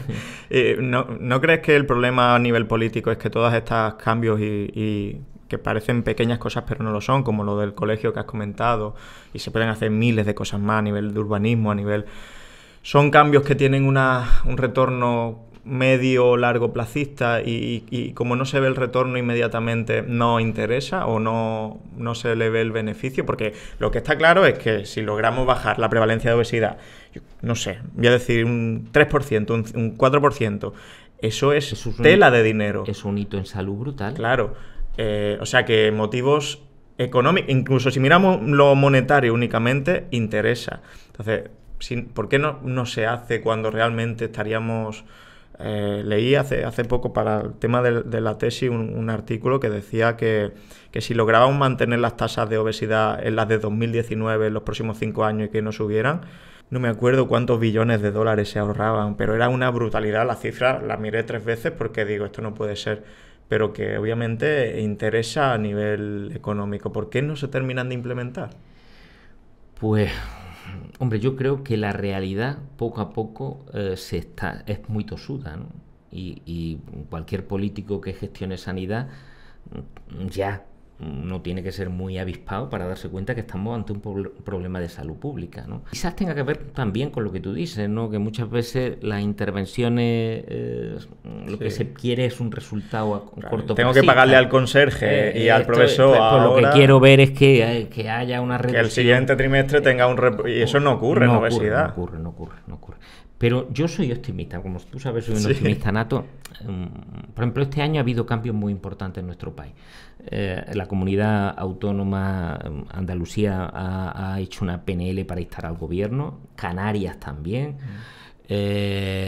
Ahora lo que pasa es que hay elecciones, bueno, y hay cambio, habrá cambio o no habrá cambios, pero no es un momento. Pero también en el Congreso hemos estado con la Comisión de Sanidad, estaba muy sensible la Comisión de Sanidad del Congreso con el problema, incluso no vi luchas políticas, que eso es bueno. Bueno, eso es que ha calado. Claro, porque se entendió que es un problema que no es cuestión de ideología. De todo. Ojalá, ¿no? Que hagamos algo antes de que nos explote en la cara, y porque obviamente pues algo hay que hacer ya y deberíamos haber empezado hace mucho tiempo atrás. Has dicho antes el tema de tasar ciertos alimentos, ciertas bebidas.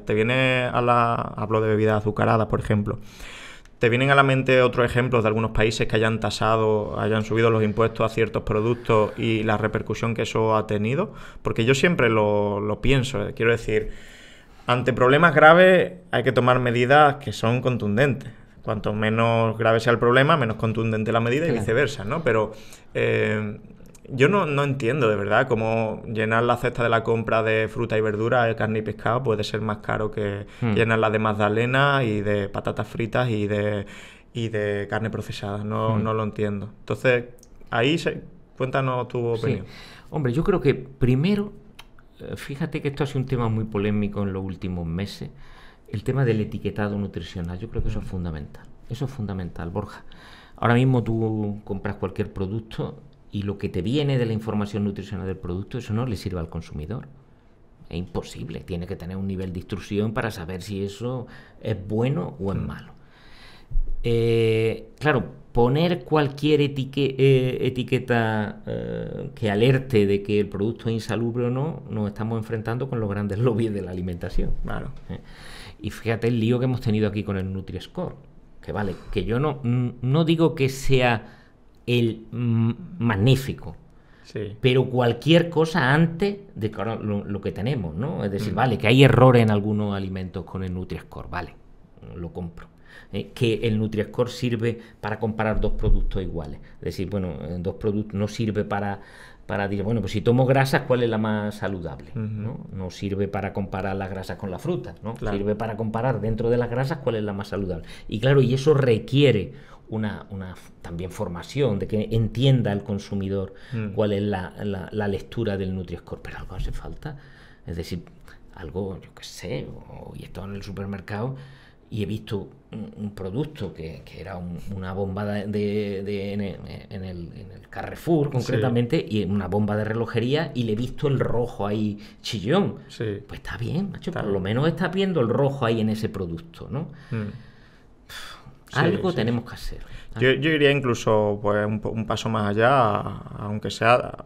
Se puede empezar tasando algo que no aporte nada a la salud. Quiero decir, los refrescos azucarados, que tan enorme impacto tienen sobre las tasas de obesidad y obesidad infantil.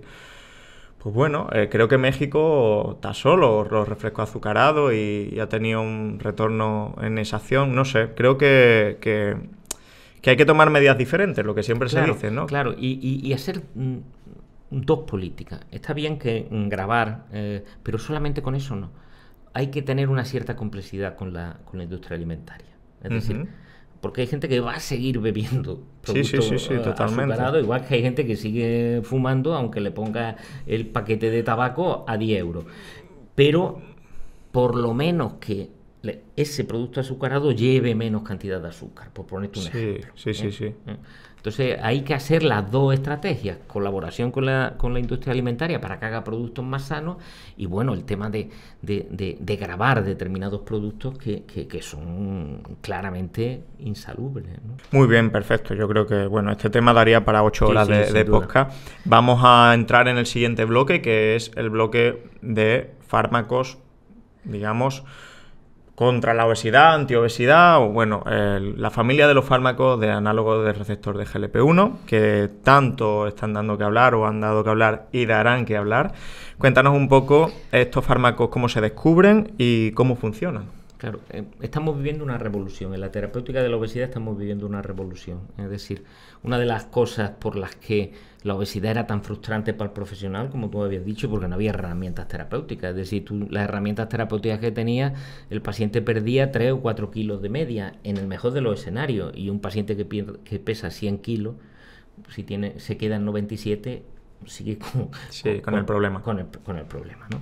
Entonces aparece una serie de aproximaciones que es muy curioso, ¿eh? Las aproximaciones vienen fundamentalmente del intestino.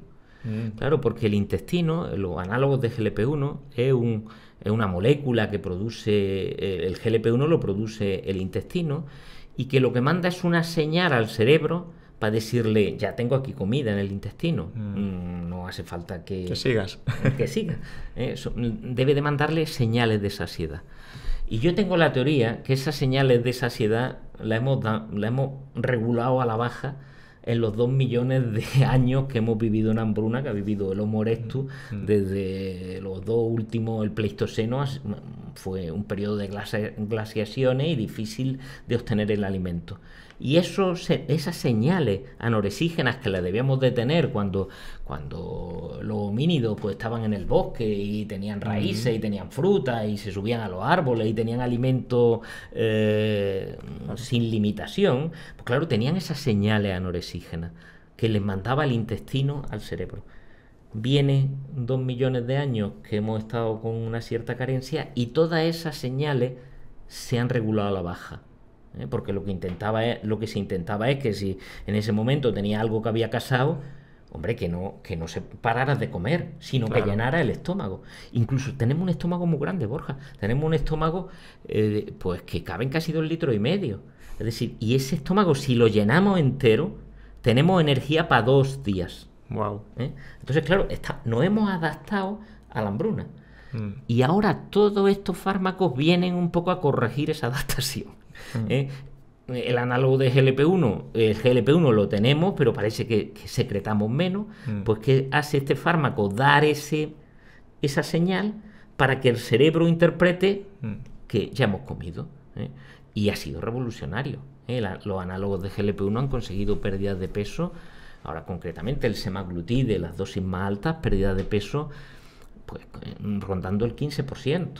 Y luego aparece otro fármaco más, que es otra incretina, que es el GIP. El GIP, sí. El GIP. Y ese también contribuye de alguna forma a esa señal anoresígena. Y ya con este fármaco nos vamos a pérdidas de peso del 22%. Ese es el Mounjaro, ¿no? El tirzepatide. Ese, ya con análogos de GLP-1, el SEMA superior al 15%. Con el tirzepatide, que es análogo de GLP-1 y el GIP, nos vamos al 22%, 20%. Y ahora meten otro factor más, que es el glucagón. ¿Esa cifra es la media de pérdida o esa cifra es el...? No, la media de pérdida. La media de pérdida, es decir, que habrá quien pierda un 40. Hay quien pierda un 40. Hay quien pierde un 40%. Y ahora con este fármaco, con este nuevo que se ha presentado ahora en la ADA hace muy poquito, que mete estos 3 fármacos en uno solo, las pérdidas de peso se acercan al 25%. ¡Wow! ¿Cuánto se pierde en una cirugía bariátrica? Cercano a la cirugía bariátrica. Es decir, estos fármacos ahora están cercanos a la cirugía bariátrica. Ese último del 25 es el retatrutida. El retatrutida. Que tiene... ¿Tienes SEMA? ¿Con SEMA? No. Es con un análogo de GLP-1 diferente. El GIP, el análogo de GIP. ¿Y cuál es el otro? Y el glucagón. Y glucagón. Vale. Increíble. Hasta un 25% en los ensayos clínicos. Sí. Es decir, que bueno, que sí que es verdad que es revolucionario en cuanto a la efectividad. Claro, ahora tú, un paciente que pierde 100 kilos, le das este fármaco y se queda en 75, lo están metiendo casi en un normopeso. Ahora, la batalla del futuro, porque estos fármacos van a cambiar la terapéutica de la obesidad. Ahora, la batalla del futuro será ¿qué hacemos cuando se retiren? El tema de la reganancia. Eso es la pregunta del millón. Claro, ahí tendremos que diseñar estrategias porque va a ser fácil con estos fármacos. De hecho, el retatrutide, que tiene un nombre difícil, retatrutide, este fármaco, la respuesta responde en el 100% de los pacientes. No hay no respondedores. No hay no respondedores. El 100% de los pacientes pierden más de un 5%. El 100%. Es decir, no hay no respondedores, no hay gente que haya subido de peso o que no haya perdido un peso significativo. Entonces estamos en otra área. Vale, y entiendo secundario o perfiles de pacientes en los que no se deba usar, obviamente. Claro. Cuéntanos un poco sobre... Claro, el efecto secundario fundamentalmente va como una señal del intestino que va al cerebro para decir, señales del intestino que van al cerebro para decir que ya tengo comida y que no me hace falta comer más. Las señales también se las mandan al estómago para decirle no te contraigas más, ya está, quédate relajadito. Entonces da una sensación de distensión, de plenitud. Y eso a la vez pues contribuye a que el paciente tenga, sobre todo al inicio del tratamiento, sensación de náusea y algunos pueden tener vómito. Es el efecto secundario más relevante. Después se ha visto algo a nivel de pérdida de masa magra, por ejemplo. Me preocupa sobre todo cuando no va asociado a ejercicio físico esa pérdida. Claro. Ese tema, Borja, es tremendamente relevante. Es decir, si un sujeto pierde el 25% del peso, lo va a perder fundamentalmente de grasa, pero va a perder masa magra. Siempre, con cualquier estrategia de pérdida de peso. Entonces, con estas pérdidas de peso tan importantes, o metemos una estrategia de actividad física para que no pierdan masa magra, si no van a perder también masa magra. Está claro que van a perder masa magra. En estos nuevos fármacos es verdad que se ha analizado la composición corporal y pierden fundamentalmente masa grasa, pero también pierden masa magra y hay que evitar que esa masa magra porque cuanto más masa magra se pierde, el efecto rebote es más plausible, y es peor, mayor, vaya. Entonces, con esta estrategia hay que hacer una estrategia de prescripción de actividad física sin duda, ¿no? Que yo creo que ahí también, quiero decir, parte de la investigación que se dedica o parte de los beneficios, no sé, porque estos fármacos generan unos beneficios enormes. Al final, bueno, ¿qué porcentaje de obesidad tenemos ahora mismo en España? Tenemos, ¿cuánto? ¿Un 15? No, ya ahora mismo... 20, ¿no? Superaba, Sí, ¿no? Ahora mismo en España, pues estamos en un 20-22%. Por eso que un fármaco que potencialmente lo puede usar más de un 20% de la población es un fármaco muy potente, ¿no? Entonces, parte de la estrategia, yo si fuera el director de Novo Nordisk o de la farmacéutica que sea que haya hecho, sería, implementar programas de ejercicio físico subvencionados, por supuesto, para que al final el resultado sea todavía mejor. Claro. Que creo que incluso hablarían mejor del fármaco y de la compañía, que no, simplemente toma ahí el fármaco y yo creo que cuando lo incorporemos a la práctica clínica es importantísimo lo que acabas de decir. La prescripción de actividad física acompañada al tratamiento con el fármaco, ¿no? Y el mensaje del clínico debe ser ese, es decir, yo te pongo esto solo si vas a cumplir con la pauta de ejercicio físico, porque si no cumples, cuando te quitemos el retatrutide, sí, vas a pesar 70 kilos, pero en 2 años vas a volver a pesar 100 kilos. Va a ser más fácil, sí, la reganancia, sí. Entonces yo creo que también desde las compañías se debe empezar a cambiar un poco el discurso, y parece como que eso no va con ellos, ¿no? Que es otra parte de... No, pero tú lo dices perfectamente, cualquier fármaco antiobesidad, si no va acompañada de una educación nutricional y prescripción físico, de actividad física, estamos abocados a la reganancia, que es un poco lo que te he dicho. Funcionan en todo, pero cuando quite el fármaco, claro, funcionan en todo porque es que te quita el apetito. Claro. Y parece que hace también un efecto termogénico, parece que también afecta a nivel de tejido adiposo, incrementando la lipólisis, es decir, que tiene muchos mecanismos para esa pérdida de peso. Pero si dejas el fármaco y no has cambiado de estilo de vida y no has incrementado la actividad física, vuelve otra vez a reganarlo. Exactamente. Y después está el tema complejo de la financiación, ¿no? Que es muy difícil que se consiga financiar para obesidad únicamente, no hablamos de diabetes tipo 2, este tipo de fármacos por la prevalencia enorme de personas que hay con este problema. No, esto va a ser un problema que lo van a tener todas las administraciones encima de la mesa. Es decir, estoy financiando la cirugía bariátrica. La cirugía bariátrica es quitar medio estómago y tirarlo. Tiene un perfil de complicaciones. Y tirarlo a la basura, o hacer un bypass para quitar parte del intestino delgado. Y ahora tengo un fármaco que tiene el mismo resultado. Entonces voy a financiar la cirugía. Y es más barato. Claro, más barato. Voy a financiar la cirugía y no voy a financiar esto, que es casi igual de eficaz. Ahí vamos. Eso va a ser polémico. No, va a ser polémico. Eso va a ser muy polémico, porque claro, también la cirugía tiene unas connotaciones y siempre está indicada porque nadie se opera a sí mismo, ¿no? Pero sí que lo hemos visto con Ozempic y lo hemos visto con estos fármacos, de que la gente mal utiliza estos fármacos. Bueno, sin ir más allá, se haya denominado la droga de Hollywood, ¿no? Sí, porque han empezado a utilizarlos para perder 4 kilos, pues toda la gente que se lo puede permitir, ¿no? Entonces esto, bueno, va a generar ciertos problemas sociales y ciertas soluciones también interesantes de ver. No sé, veremos por dónde sale la cosa.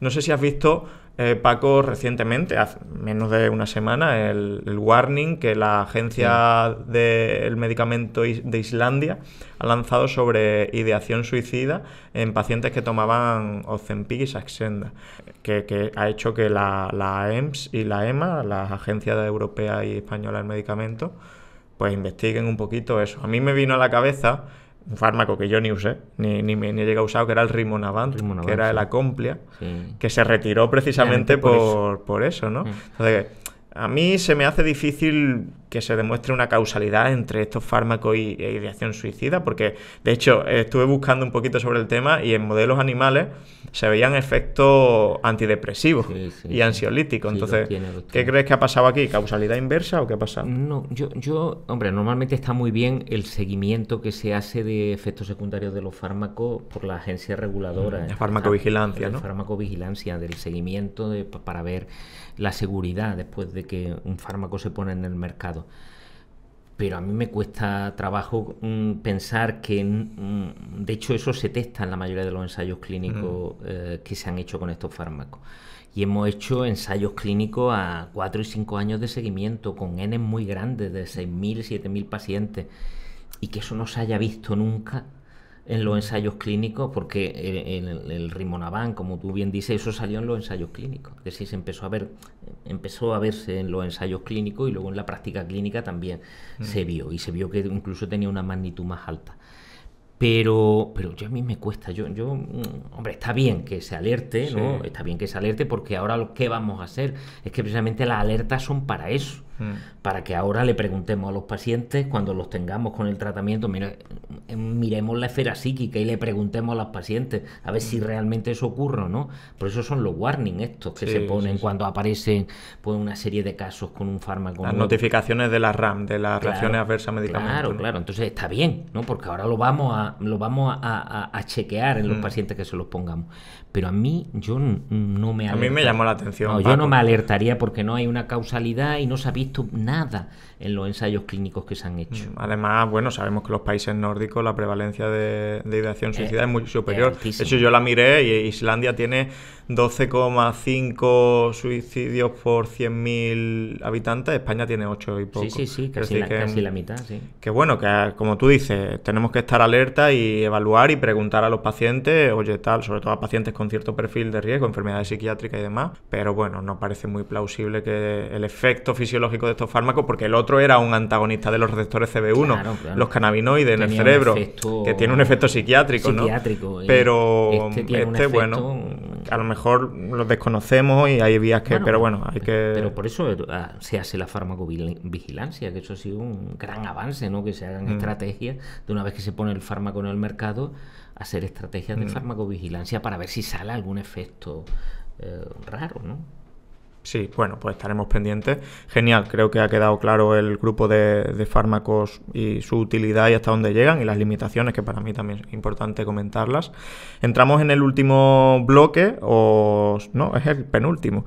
Estamos enrollándonos, Paco? Bueno, es que tenemos mucho palique los dos. Tenemos palique. No, pero es un bloque que a mí me interesa mucho. Creo que en el podcast es difícil que venga alguien con mayor producción científica de la que tienes tú, ¿no? Pues hablábamos antes de no sé cuántos van, 400, 500 artículos científicos que has firmado. ¿Cómo ves el panorama de la investigación en España actualmente? Pero tienes que ser totalmente honesto aquí y sobre todo porque habrá gente que te escuche que quiera dedicarse a esto, ¿no? Sí, lo voy a ser honesto. Veníamos de un pasado pésimo. Es decir, veníamos de aquel aforismo que se decía que investiguen otros, ¿no? Que España no tenemos que dedicarnos a investigar. Eso que no hemos tenido tradición, ¿no? No hemos tenido tradición y poco a poco se está creando una cultura de investigación en nuestro país y de investigación en biomedicina, ¿no? La creación, por ejemplo, de los institutos de investigación, que aglutinaran a todos los investigadores de una provincia que hacen investigación biomédica en un espacio y con una estructura para hacer investigación de calidad y competitiva, ¿no? Yo creo que eso ha sido un salto cualitativo en nuestro país. Poco a poco la inversión, es verdad que todavía estamos muy lejos de la inversión que se hace en países como Francia o Alemania, ¿no? Pero poco a poco la inversión en investigación está un poquito convergiendo, ¿no? Todavía nos queda. Y luego se está perfilando una carrera investigadora. Y eso es buenísimo. Eso es buenísimo. Es decir, que existe una carrera investigadora y que el chico que acaba, por ejemplo, biología, sepa que puedo ser investigador y ganarme la vida y decentemente, bueno, decentemente todo el mundo no la ganamos, pero digo desde el punto de vista económico, que pueda vivir de una forma cómoda, ¿no? Eso hoy lo tenemos y no lo teníamos hace 20 o 25 años. Es decir, el chico al que acaba biología dice, pues mira, ahora puedo hacer una FPU y hago mi tesis. Y luego mi tesis tengo tal y tal programa para el postdoc. Y luego después del postdoc tengo otro programa. Y luego puedo ser científico titular. Y dentro incluso de los clínicos, ¿no? Porque uno de los problemas que tenemos es decir, efectivamente tienen que investigar biólogos, químicos y de diferentes áreas de las ciencias, pero tienen que investigar también los médicos. Claro.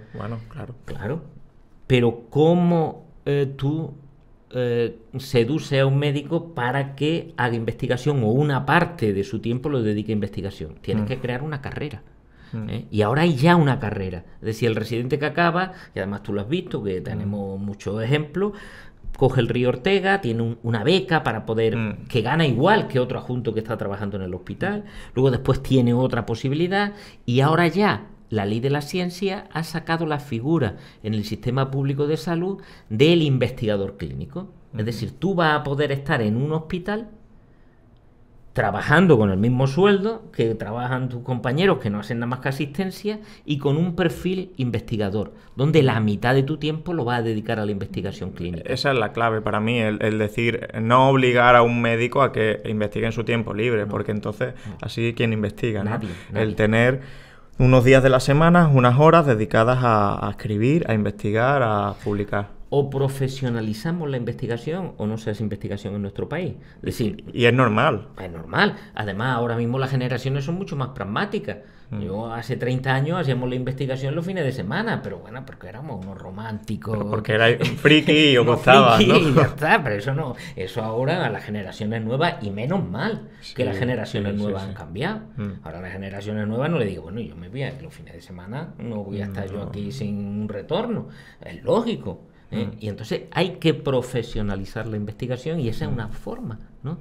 De que haya ese perfil, esa competencia. Bueno, pues un médico que hace asistencia y esa investigación, ¿no? No, yo creo que no puede haber otra manera. No hay otra manera. O sea, aprovecharnos de la vocación de un investigador para que los fines de semana escriba lo que tenga que escribir, salvo la tesis, salvo el TFG y salvo la etapa formativa, no creo que sea solución al problema de la investigación. Y además no se puede hacer una investigación competitiva, no puede hacerse. No. Esto no es una afición o un hobby. La investigación es una profesión. A mí, ¿crees entonces que sí se puede vivir dignamente tal y como está la vida, tal y como está el nivel de vida dentro de la profesión de investigador? Sí. Tienen un sueldo de un investigador básico y un sueldo digno.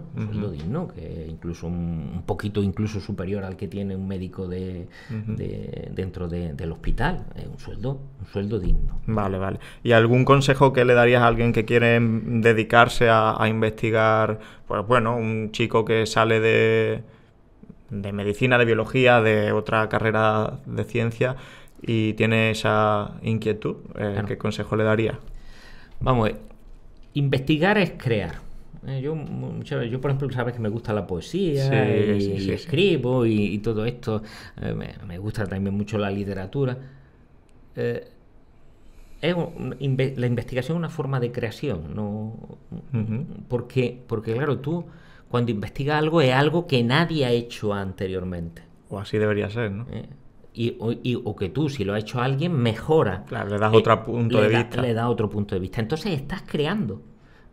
Y en la mayoría de las profesiones somos copistas. Lo que hacemos es copiar. No creamos una obra de arte.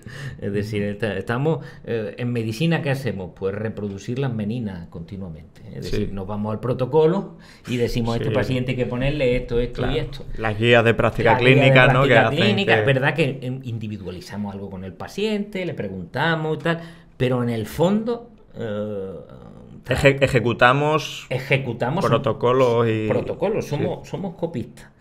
Y sin embargo el investigador hace otras meninas diferentes. Tiene ese punto artístico. Está creando, y además cuando sale un resultado curioso, bueno, pues ahora esto que tenemos del ensayo clínico que hemos hecho, que va a ser tu tesis. Bueno, pues eso no lo ha hecho hasta ahora nadie, comparar los tres tipos de ayuno intermitente. Y los resultados que salen son originales. Es la primera vez que se tienen esos resultados. Entonces eso es crear. Y eso da una sensación. A mí me es buena. A mí me pone eso, es decir, me crea una satisfacción, una motivación, Es diferente, ¿no? Es diferente a, como tú dices, digamos, la repetición diaria, ¿no? El machaque diario de, bueno, al final cuando has hecho algo 100 veces y lo has hecho siempre igual, pues eso ya te deja de producir esa prurito, ¿no? Esa cosa. Sin embargo, pues bueno, investigar es duro, es muy duro. No es una cosa sencilla, pero sí que cuando sale algo, pues dice, pues, está orgulloso, ¿no? Claro, ahora estamos haciendo unos estudios que tienen que ver con la cetosis y la neurocognición. Y hemos hecho unos modelos animales donde le damos cuerpos cetónicos y estamos viendo. Bueno, pues el otro día me reuní con las investigadoras que están haciendo esto y están haciendo inmunohistoquímica del cerebro de los animales, tal y cual. Y salen unos resultados preciosos. Y las vi con una ilusión que digo, es que esto es bonito. Es bonito. Sí. Estaban como con una sensación de satisfacción de haber descubierto algo, América, ¿no? Y esa satisfacción es muy difícil conseguirla en otra área del trabajo, ¿no? Sí. Pues sí, esa es la parte bonita. También vamos a intentar poner las partes no tan bonitas, ¿no? Por ejemplo, pregunta polémica. Se investiga, todo el mundo pues investiga mucho, hay mucha producción científica. ¿Crees que, por ejemplo, la producción científica, en términos generales, está al servicio del mercado, está al servicio de los pacientes, a veces hay que reconducir la situación, hay que poner límites, porque los incentivos para investigar son muchos y no siempre son... Bueno, hay quien investiga para obtener una beca, hay quien investiga para obtener una cátedra, hay quien investiga para tener un estatus profesional más elevado, para publicar en Nature, para publicar en Science. Hay muchos incentivos diferentes para publicar y eso hace que al final se cree un cuerpo de investigación y un cuerpo de resultados que, oye, hay mucho volumen y hay que separar el trigo de la paja. Y a mí la sensación de que me da, los que, bueno, llevamos leyendo mucho tiempo y tal, es que hay mucha investigación superflua que no atiende a los objetivos correctos. Me imagino que has reflexionado sobre este problema. Cuéntanos un poquito tu opinión, que además pues lo vives muy de cerca. No, sin duda, sin duda. Ahora mismo tenemos un problema, Borja, hay un problema grave. Igual que se está generando mucha información basura, probablemente también estamos generando alguna investigación basura. Hay ahora mismo un tema encima de la mesa, que habrá que abordarlo, de revistas depredadoras. Cuéntanos qué es eso. Esos son revistas que lo que le interesa es que publicar porque el investigador paga por publicar. Es decir, publicar a toda costa, aunque lo que vaya a publicar no aporte nada a la ciencia, claro, porque claro, cobran por la publicación. Entonces tiene un retorno y claro, a muchas de esas revistas le interesa, mientras más se publique, mejor, porque tienen más beneficios. Más beneficios. Y normalmente la ciencia, hasta hace muy poquito, tenía un sistema de control muy eficaz, que era que las revistas tenían revisores que miraban la calidad del trabajo, ¿no? Y los revisores normalmente era gente relevante, ¿no? Y si un trabajo no era relevante y no cumplía los criterios científicos, no se publicaba. Y esas revisiones están bajando de nivel con estas revistas. ¿Por presiones de las revistas o por presiones de la propia revista sobre los editores, que dicen, mira, no rechaces artículo porque cada artículo que rechazas son $2.000 que entran en la arca de la revista, ¿no? Entonces se están empezando a generar ciencia basura. Se está empezando a generar ciencia basura, sí. No estoy de acuerdo contigo y soy así de radical, Soy así de radical. Uno ve algunos artículos publicados en determinadas revistas y dice, pero ¿quién ha revisado esto? Si esto está mal hecho, no. Y después está el problema, que también casi un problema de sociología de la ciencia, el tema de, bueno, el negocio de las editoriales que bien has comentado, pero que hay universidades en el mundo que a lo mejor no pueden pagar $2.000 porque se les publique su trabajo, porque no tienen recursos, ¿no? Y hay investigadores que no pueden pagar, o grupos de investigación que no pueden publicar porque no pueden pagar esos $2.000. Sin embargo, los que económicamente están bien, pues publican más y es la pescadilla que se muerde la cola. Claro. Siguen publicando más, tienen más relevancia científica, publican en mejores revistas, mientras que los que quedan más al margen al final no pueden entrar en esa pelota. Y la ciencia es de todos, Paco, al final. Ahora se está haciendo un cambio conceptual. Lo que pasa es que es difícil eso implementarlo en la práctica, que es la estrategia DORA, que lo que va es no el que yo publique un artículo, sino la relevancia que ese artículo tiene para la sociedad. Muy interesante eso. Entonces, bueno, pues ese artículo ha contribuido a desarrollar una patente que ha mejorado la salud de la población, o ese artículo ha cambiado la forma con la que tratamos a los pacientes, o ese artículo ha tenido una relevancia dentro de la comunidad científica y todo el mundo lo ha citado porque le ha servido para sus próximos estudios. Y quitar más la publicación y dedicarse más a valorar el impacto que esa publicación ha tenido en la ciencia. Esa estrategia yo creo que...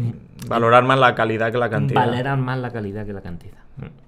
Yo creo que algo de eso habrá que hacer. No, hay que hacer algo de eso. Lo que estamos haciendo, bueno, y ahora con la inteligencia artificial que se va a meter también en todo este tema, peor, es crear un barullo de investigación que al final empeora incluso la práctica clínica, porque dice... Te lees 10 artículos y 8 de los 10 pues son discordantes y dices, bueno, ¿y claro, qué es? Claro. O no te aportan directamente nada, ¿no? O no aportan nada nuevo. Entonces, no sé, pues creo que de alguna forma tenemos que hacer autocrítica y también tiene que haber sistemas de regulación para que la calidad siempre, o casi siempre, pues vaya por delante de la cantidad, sí, ¿no? Sí, sí. Sí, ¿no? Un punto de reflexión ahora. Yo estuve en la agencia estatal un tiempo, en la agencia estatal de investigación, y se está reflexionando sobre eso, que lo que tú pones encima de la mesa es un problema ahora mismo. Es un problema. No es baladí. Muy bien. Bueno, pues ahora ya entramos en el último bloque, Paco. Has llegado al final de la prueba, ya llevo casi 2 horas. Es un bloque de preguntas un poquito más, a lo mejor más personales, ¿no? Entonces, bueno, yo conozco, y los que te conocen pues saben que trabajas mucho, has trabajado mucho y trabajas mucho. ¿Cómo mantienes ese equilibrio entre vida profesional, vida personal? ¿Cómo gestionas el estrés? ¿Qué válvulas de escape tienes? Las que quieras compartir, obviamente. Sí, ¿no? Bien, yo soy muy tranquilo. Eso lo facilita todo. Yo creo que eso lo facilita. Y luego, si tengo alguna característica positiva, la característica positiva que yo me atribuiría como algo es la capacidad de generar equipo. Y si tú generas un buen equipo y el equipo funciona, es más fácil todo. Fácil todo, porque delega responsabilidades. Entonces a mí me dicen, bueno, pero ¿cómo puedes ser director del instituto y el director de servicio? Pues porque tengo personas en las que delego y en las que son ellos realmente. Pues Isabel Mancha como jefa de sesión en el clínico, Manuel Macías, Isa Moreno en investigación, y delega en persona. Y tú te dedicas un poco a la coordinación y a la integración, ¿no? Y no hay que estar, si delega en una persona, hay que estar supervisando. Sí, que hay mucha gente que no sabe delegar, dice que delega, pero... hay quien dice, no, yo delego, y dice, no, pero me reúno todos los días con él para que me dé retorno. Eso no es delegar. Delegar es que confía en esa persona y que luego... que no es fácil, ese punto de confianza plena en alguien. Eso no es fácil. Y bueno, hombre, yo también he tenido suerte que mi pareja pues entendía mi pasión, ¿no? Y eso también, pues bueno, me ayuda, ¿no? A que la gente que tiene a tu alrededor pues te comprenda, entienda tu trabajo, ¿no? Y luego me tengo que limpiar la cabeza, es decir, y tengo que cambiar de paradigma. No puedo estar, por ejemplo, si estamos en un proyecto de investigación, y estás continuamente pensando en generar un proyecto de investigación, tengo que hacer un reseteo. Entonces, o me pongo a escribir poesía, o me voy a andar y a limpiarme la cabeza, porque es que si no, no... No, pero eso es interesante, o sea, hacer algo totalmente diferente a tu área diaria, ¿no? De trabajo. Sí. Además que eso... hay evidencia de que te hace ser más creativo después en lo que estés haciendo. Si estás resolviendo un problema, después haces lo que se llama en inglés el mind wandering, que es dedicarte, bueno, el no estar continuamente masticando mentalmente el problema, sino dedicarte a otra cosa, escribir poesía, leer, dar un paseo, ver, yo qué sé, escuchar música. Al final te van llegando soluciones más creativas al problema. Sí, no, o sea, que te gusta mucho escribir poesía, ¿no? Sí, me ha gustado mucho siempre escribir, Incluso ahora me he metido en la novela y estoy ahí haciendo mis pinitos. Tú me has dedicado hoy este libro y en el otoño te voy a dedicar yo mi novela. Pues cuando la publique te viene aquí y la presentamos. Y bueno, esas cosas a mí me dan oxígeno, me dan oxígeno. Yo creo que me han ayudado un poco a lo que tú decías, ¿no? A que el estrés, ¿no? Cuando uno está muy agotado, dice, bueno, ahora tengo que hacer un paroncillo, ahora no soy capaz de tomar decisiones porque o la decisión o el problema está muy caliente o el tema... No, vamos a esperar. Yo siempre cuando tengo un problema importante, ¿no? Profesional, vamos a que esto se enfríe. Que repose. Vamos a que esto repose. No es aparcarlo, sino que repose. Y luego se ve de otra forma. Tiene uno una perspectiva. Yo nunca he tomado decisiones en caliente, nunca. Sí, ese creo que es buen consejo. Sí, dejar las cosas reposar y ganar perspectiva te da como más fuerza sobre el problema después. Genial. Bueno, si te hicieran ministro de Salud mañana, Paco, que antes hemos hablado mucho de política de salud con lo de la obesidad y demás. Si te hicieras ministro de Sanidad, si cogieras tú ese ministerio, ¿qué 3 políticas a corto plazo, en un plazo de 2 años? Lo primero que haría sería dimitir. No, pero bueno. Yo siempre digo eso, que lo primero es que no lo cogería. No lo cogería. Pero si lo tienes que coger por huevo... Bueno, pues ahí... Vamos a ver, una pregunta difícil. Me has pillado aquí un poco sin... Pero bueno, sí. Piénsala, no tenemos prisa. Después lo ponemos más rápido. No, mira, primero, hay que brindar la sanidad pública. Eso es fundamental. Eso es fundamental. Y sacarlo de la lucha política. Es decir, de alguna forma... porque es que es verdad que tenemos un tesoro. Es decir, la sanidad pública española es un tesoro. Somos envidiados por muchísimos países, ¿no? La red de trasplantes. Es decir, hay un montón de cosas que son ejemplo para un montón de países. Y eso hay que brindarlo. Y sacarlo fuera de la lucha política, ¿no? Y hacer, igual que la educación. Yo creo que son 2 aspectos fundamentales que hay que blindar. Luego, el paso siguiente sería... quizá homogeneizar la historia dentro del país. Ahora que hay tantísima movilidad, a mí me viene ahora mismo un paciente de... Las historias de salud clínica. Claro, a mí me viene un paciente de Castilla y es que no tengo forma de acceder.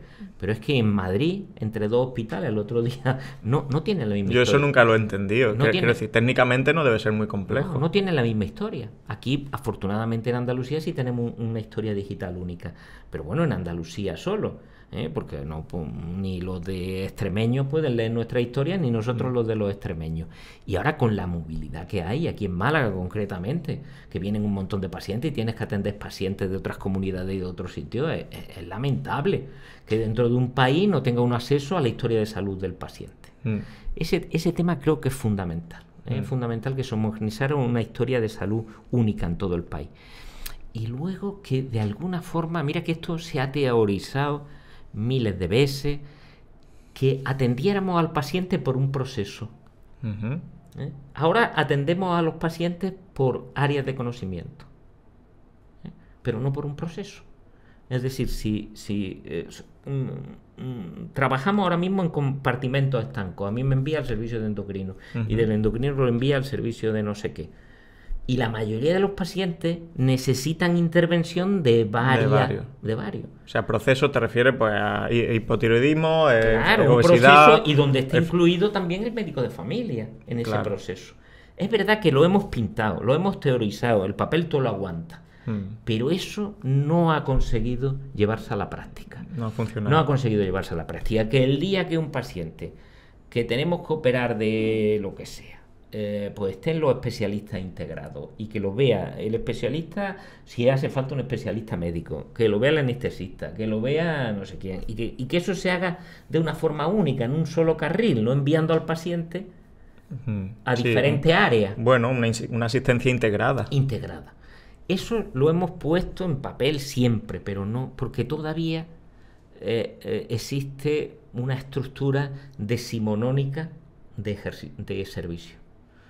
Como muy jerárquica y muy... El servicio endocrino, el servicio de cirugía, muy separada. Muy separada. Claro, cambiar esa estructura tiene tela. Pero o vamos por ahí o es muy ineficiente lo que hacemos, porque muchas veces ven a un mismo paciente 3 especialistas y lo mismo no hacía falta que lo vieran los 3, o lo mismo en una sola consulta se podría resolver todo, ¿no? Entonces existe una disgregación y las enfermedades la mayoría de las enfermedades no las resuelve. Primero, hace falta el de primaria, hace falta un especialista, o si pues, ese proceso hace falta, pero también hacen falta otras áreas del hospital, ¿no? Sí, totalmente. Integrar la asistencia al final... debería ser el futuro. Claro, donde el paciente va con su patología y el paciente va por este carril y los demás se mueven alrededor del carril del paciente, no que el paciente tiene que ir no es el paciente el que va con lo para otro. Eso lo hemos teorizado. Que además, fíjate que eso genera un descontento en el paciente porque tiempos de espera, ir para allá, para acá, tengo que ver a 7 profesionales en un año. Después genera iatrogenia también, totalmente. Porque yo le pongo este fármaco, este se le pone otro, este se lo quita, las cascadas de prescripción y después hace que gastemos muchos recursos innecesariamente muchas veces, lo que tú has dicho, ¿no? Que a veces pues bueno, te ven 5 especialistas, te podrían haber visto 3. Es un sistema menos eficiente, menos eficiente. Muy bien, Paco. Antes has dicho que tenemos una reliquia, ¿no? Un tesoro que es la salud, la sanidad pública. Yo, últimamente, aunque seamos los dos optimistas, es verdad que pues hablo con muchos compañeros y veo, no sé si ahora porque he cogido más perspectiva y lo veo un poquito más desde fuera y antes estaba muy metido en la batalla diaria, veo un descontento generalizado en el día a día del médico y del sanitario en general. Yo hablo más con médicos, pero bueno, creo que es algo generalizado. A mí me da miedo que un tesoro al final, cuando deja de funcionar, con el paso del tiempo se va deteriorando y deja de ser un tesoro, ¿no? Algo que no funciona al final o se cambia o muere. Entonces, ¿qué crees que está pasando? ¿Crees que realmente existe una saturación o es un tema de recursos únicamente?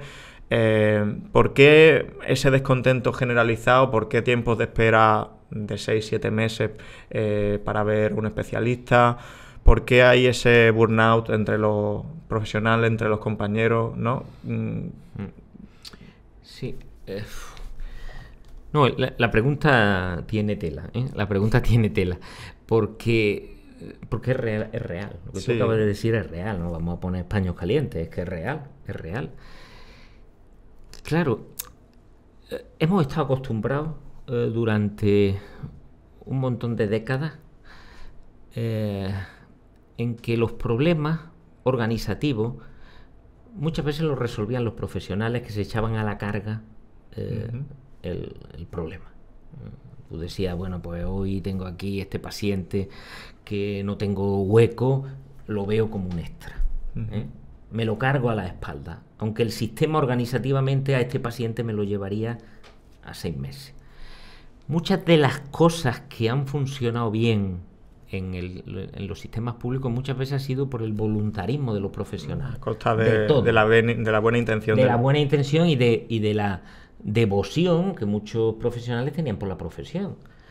Pero estamos en otro momento. Eso tiene un límite, ¿no? Tiene un límite. Y estamos, y somos, lo he dicho varias veces, soy afortunadamente una generación más pragmática. Y es importante que no te sientas...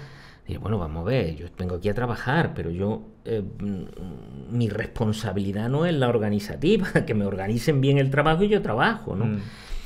Y luego lo de la pandemia también ha hecho estragos. Ha hecho estragos porque es verdad que las administraciones han ayudado, han puesto algunos recursos, pero esto ha salido bien gracias a un esfuerzo inhumano de los profesionales. Un esfuerzo inhumano de los profesionales, que de repente se llena el hospital clínico de pacientes con COVID y hay que decirle al endocrino, a un endocrino que se ponga a ver, que no ha hecho infeccioso en su vida, hay que decirle a un endocrino que se vaya a la planta de COVID. Y los endocrinos se han ido a la planta de COVID. Es decir, han colaborado para resolver este problema. Claro, eso ya te desfonda, dices, vale. Ha sido una situación de alarma, de alerta, una situación imprevista y todos hemos arrimado el hombro. Pero ahora no vamos a seguir igual. No vamos a seguir la misma dinámica. No vamos a seguir en la misma dinámica. Organízame, ponme... Entonces es un problema de este tema de la motivación. Hombre, tiene que ver mucho con la organización también, con que, bueno, hay que organizar de alguna forma mejor la asistencia sanitaria, integrar más los niveles. Esto llevamos hablando 20 años de lo mismo, ¿eh? Y luego, pues también de alguna forma compensar el trabajo de los profesionales, ¿no? Porque si no, vamos, es que en la sanidad pública tú dices, bueno, tengo un profesional magnífico, que es magnífico y resulta que tiene la posibilidad de irse a un hospital privado y ganar el doble. Pues mira, se va ahí. O se va a ir a otro país donde gana el triple. O se va a ir a otro país donde gana el triple. Es decir, ya eso que teníamos, por mi hospital, pues, eso poco a poco va desapareciendo. Y yo creo que es también absolutamente legítimo y lícito. Y entonces, ante esa nueva perspectiva, hombre, las administraciones tienen que pensar en esa nueva forma de ver los profesionales la sanidad. Que si tú a un profesional antes cuando un profesional acababa de médico de familia o de lo que sea, y le decía, tiene un contrato de un mes, y decía, qué bien, qué suerte he tenido. Ahora le dice un contrato de un mes, y dice, mira, anda ya, quédate con el contrato del mes, que yo me busco la vida. Entonces es lógico. Es lógico, y además la gente ahora no le tiene miedo a la movilidad. Vosotros no le tenéis miedo a la movilidad. Nosotros éramos más catetos en nuestra época, y bueno, vamos a quedarnos en nuestra ciudad, no sé qué, pero vosotros no le tenéis miedo a la movilidad, domináis mucho mejor idiomas que nuestra generación, y dices, que no, aquí un contrato de un mes y me voy a Inglaterra o me voy a donde sea y me pagan 3 veces más y me dan más estabilidad y encima perfecciono el inglés, anda ya. Sí. Es un problema complejo, Paco. Yo leía esta mañana, ha pasado un compañero un BMJ, un artículo que ya es antiguo, era del 2005, 2006 creo, que decía que por qué los médicos eran tan infelices. Es decir, que por qué los médicos se quejaban tanto de su profesión y tal. Y hombre, hay partes de la medicina que la medicina es dura, es decir, que es inseparable de la naturaleza de la profesión. Pues bueno, a veces tratas con problemas muy graves de la gente, que tienes que escuchar y que tienes que atender. Quieres ser resolutivo, pero la medicina tiene un límite en donde puede actuar. Entonces hay mucho estrés, asistencia. Quiero decir, el trabajo es estresante de por sí. El que atiende guardias, pues es que las guardias son estresantes de por sí. Creo que sean más infelices que el resto de profesiones. No esa comparativa, sí hay un mayor porcentaje, por ejemplo, de suicidio en médicos que en otras profesiones y en ciertas especialidades, psiquiatras, anestesistas y demás. Pero bueno, que es un problema multimodal que una parte lo tendrá la profesión, pero también otra parte son problemas sociales que empeoran las condiciones del trabajador también, ¿no? Y lo que tú has dicho creo que es un punto muy bueno. La vocación llega hasta un punto. Es decir, la persona pues tiene derecho a tener una vida digna, un trabajo digno y una remuneración digna, y tiene derecho a que si su jornada laboral termina a las 3, pues ahí termine hasta el día siguiente, y no está a las 7 de la tarde pendiente de escribir lo que sea o pendiente de un paciente que... Entonces, yo creo que pecamos mucho, o hemos pecado hasta ahora sobre todo, de aplaudir al médico que ignora todas las áreas de su vida en favor de su profesión. O sea, ejemplo del médico que termina su jornada laboral a las 3 y se queda hasta las 8 de la tarde viendo pacientes voluntariamente todos los días, que yo he conocido y tú también has conocido algunos en el hospital. Creo que eso hay que aplaudirlo entre comillas, porque obviamente es un gesto muy altruista y muy bondadoso y muy... pues nos llena, ¿no? Pero no se puede funcionar así. Lo hemos hablado en la investigación y en la clínica, y vale una cosa para otra, es decir, no pueden mantener la investigación con el voluntarismo de la gente trabajando por las tardes, ¿no? Hay que profesionalizarlo, y la ineficiencia del sistema no puede arreglarlas con la voluntariedad. No pueden caer en la espalda de los profesionales. No pueden, porque si no al final... pues eso, acaban quemados. Y acaban muchos quemados, tristemente. A mí siempre eso me da mucha pena porque tenemos un recorrido, muy largo, muy duro, y se supone que hay que disfrutar de tu profesión, ¿no? Genial. Pues bueno, esto daría, como siempre digo, para largo. Última pregunta, Paco, más profunda. ¿Cómo querrías que te recordaran pacientes, familiares, amigos? No tengo yo ningún interés por trascendir, de trascendencia, de verdad, no tengo. Yo creo que estamos aquí y además hay que tener. Yo creo que es importante que sepamos que somos un granito. Yo tengo un amigo que es pescador, y bueno, alguna vez me quedo a tomar cervezas con él. Claro, está en un mundo radicalmente, sale a pescar y su principal preocupación es conseguir pescar para distribuir en los restaurantes que él lleva el pescado, ¿no? Y entonces muchas veces le digo, bueno, ahora porque estoy muy contento porque me acaban de dar un proyecto de no sé qué, y dice, bueno, ¿y eso que repercute en ti? Digo, no, eso, pero ganas más, no gano más. Y dice, pero bueno, ¿y eso? ¿Pero te da más trabajo? Sí, me da más trabajo. Y mira, yo no te entiendo. Claro. Claro. Entonces, muchas veces nos creemos que somos... Sí. No, pero hay mucha sabiduría en esa reflexión, del pescador. Total, mucha sabiduría. Entonces, no... Es decir, contribuimos a hacer cosas, pero... Es decir, yo, hombre, todavía me quedan unos años. Pero cuando me jubile... Esperemos que mucho. Pero cuando me jubile vendrá otra persona que lo hará mejor que yo. Y probablemente dentro de 2 años de haberme jubilado se habrán olvidado de mí. Y es bueno. Es bueno. No tiene uno... Yo de verdad, ahora que uno vaya más madurando, no puedes tener en la cabeza pensar en un deseo de trascendencia. No. No, porque eso sí, además eso agobia sin ningún sentido. Eso no tiene ningún sentido. Pues que me recuerde, el que me recuerde como quiera. Y si acaso haber tenido habilidad para crear equipo, yo creo que eso sí. Eso quizás sí. Eso ya es un punto. Eso sí, habilidad para crear equipo y de alguna forma montar equipo. Y ya está. Y además tienes que asumir que los que vienen lo van a hacer mejor que tú. Yo dejaré el instituto, y además lo tengo que dejar porque si no me voy a ser eterno. Cuando deje el instituto vendrá otra persona que lo hará pues mucho mejor que yo, y ya está, y así vamos progresando, ¿no? Sí, claro, cada uno trabajamos en el trabajo del anterior y así vamos funcionando. Genial, Paco, pues han sido 2 horas de charla, para mí ha sido espectacular, hemos tratado muchos temas, creo que se llevan muchas ideas que van a escuchar profesionales, personas que, bueno, a lo mejor les interesan estos temas y no son profesionales, y es un placer, ha sido un placer escucharte, aprender de ti una vez más. Y yo estoy aquí encantado, de verdad. Estamos fresquitos aquí y ahora vamos a ver si comemos algo, ¿no? Así que nada, un placer, muchas gracias. Venga, Borja, y que nos veamos en un segundo episodio, ¿eh? Vale, yo mi libro te lo dedicaré eso igual seguro. Que tú me has dedicado que este fin de semana le voy a dar. Eso seguro, leída, pues seguro que a ver si te gusta y ya me cuentas. Bueno, chicos, muchas gracias por vuestra atención. Este ha sido el episodio número 6 de Mejor que Ayer y nos vemos en el 7. Un fuerte abrazo y a seguir empoderando.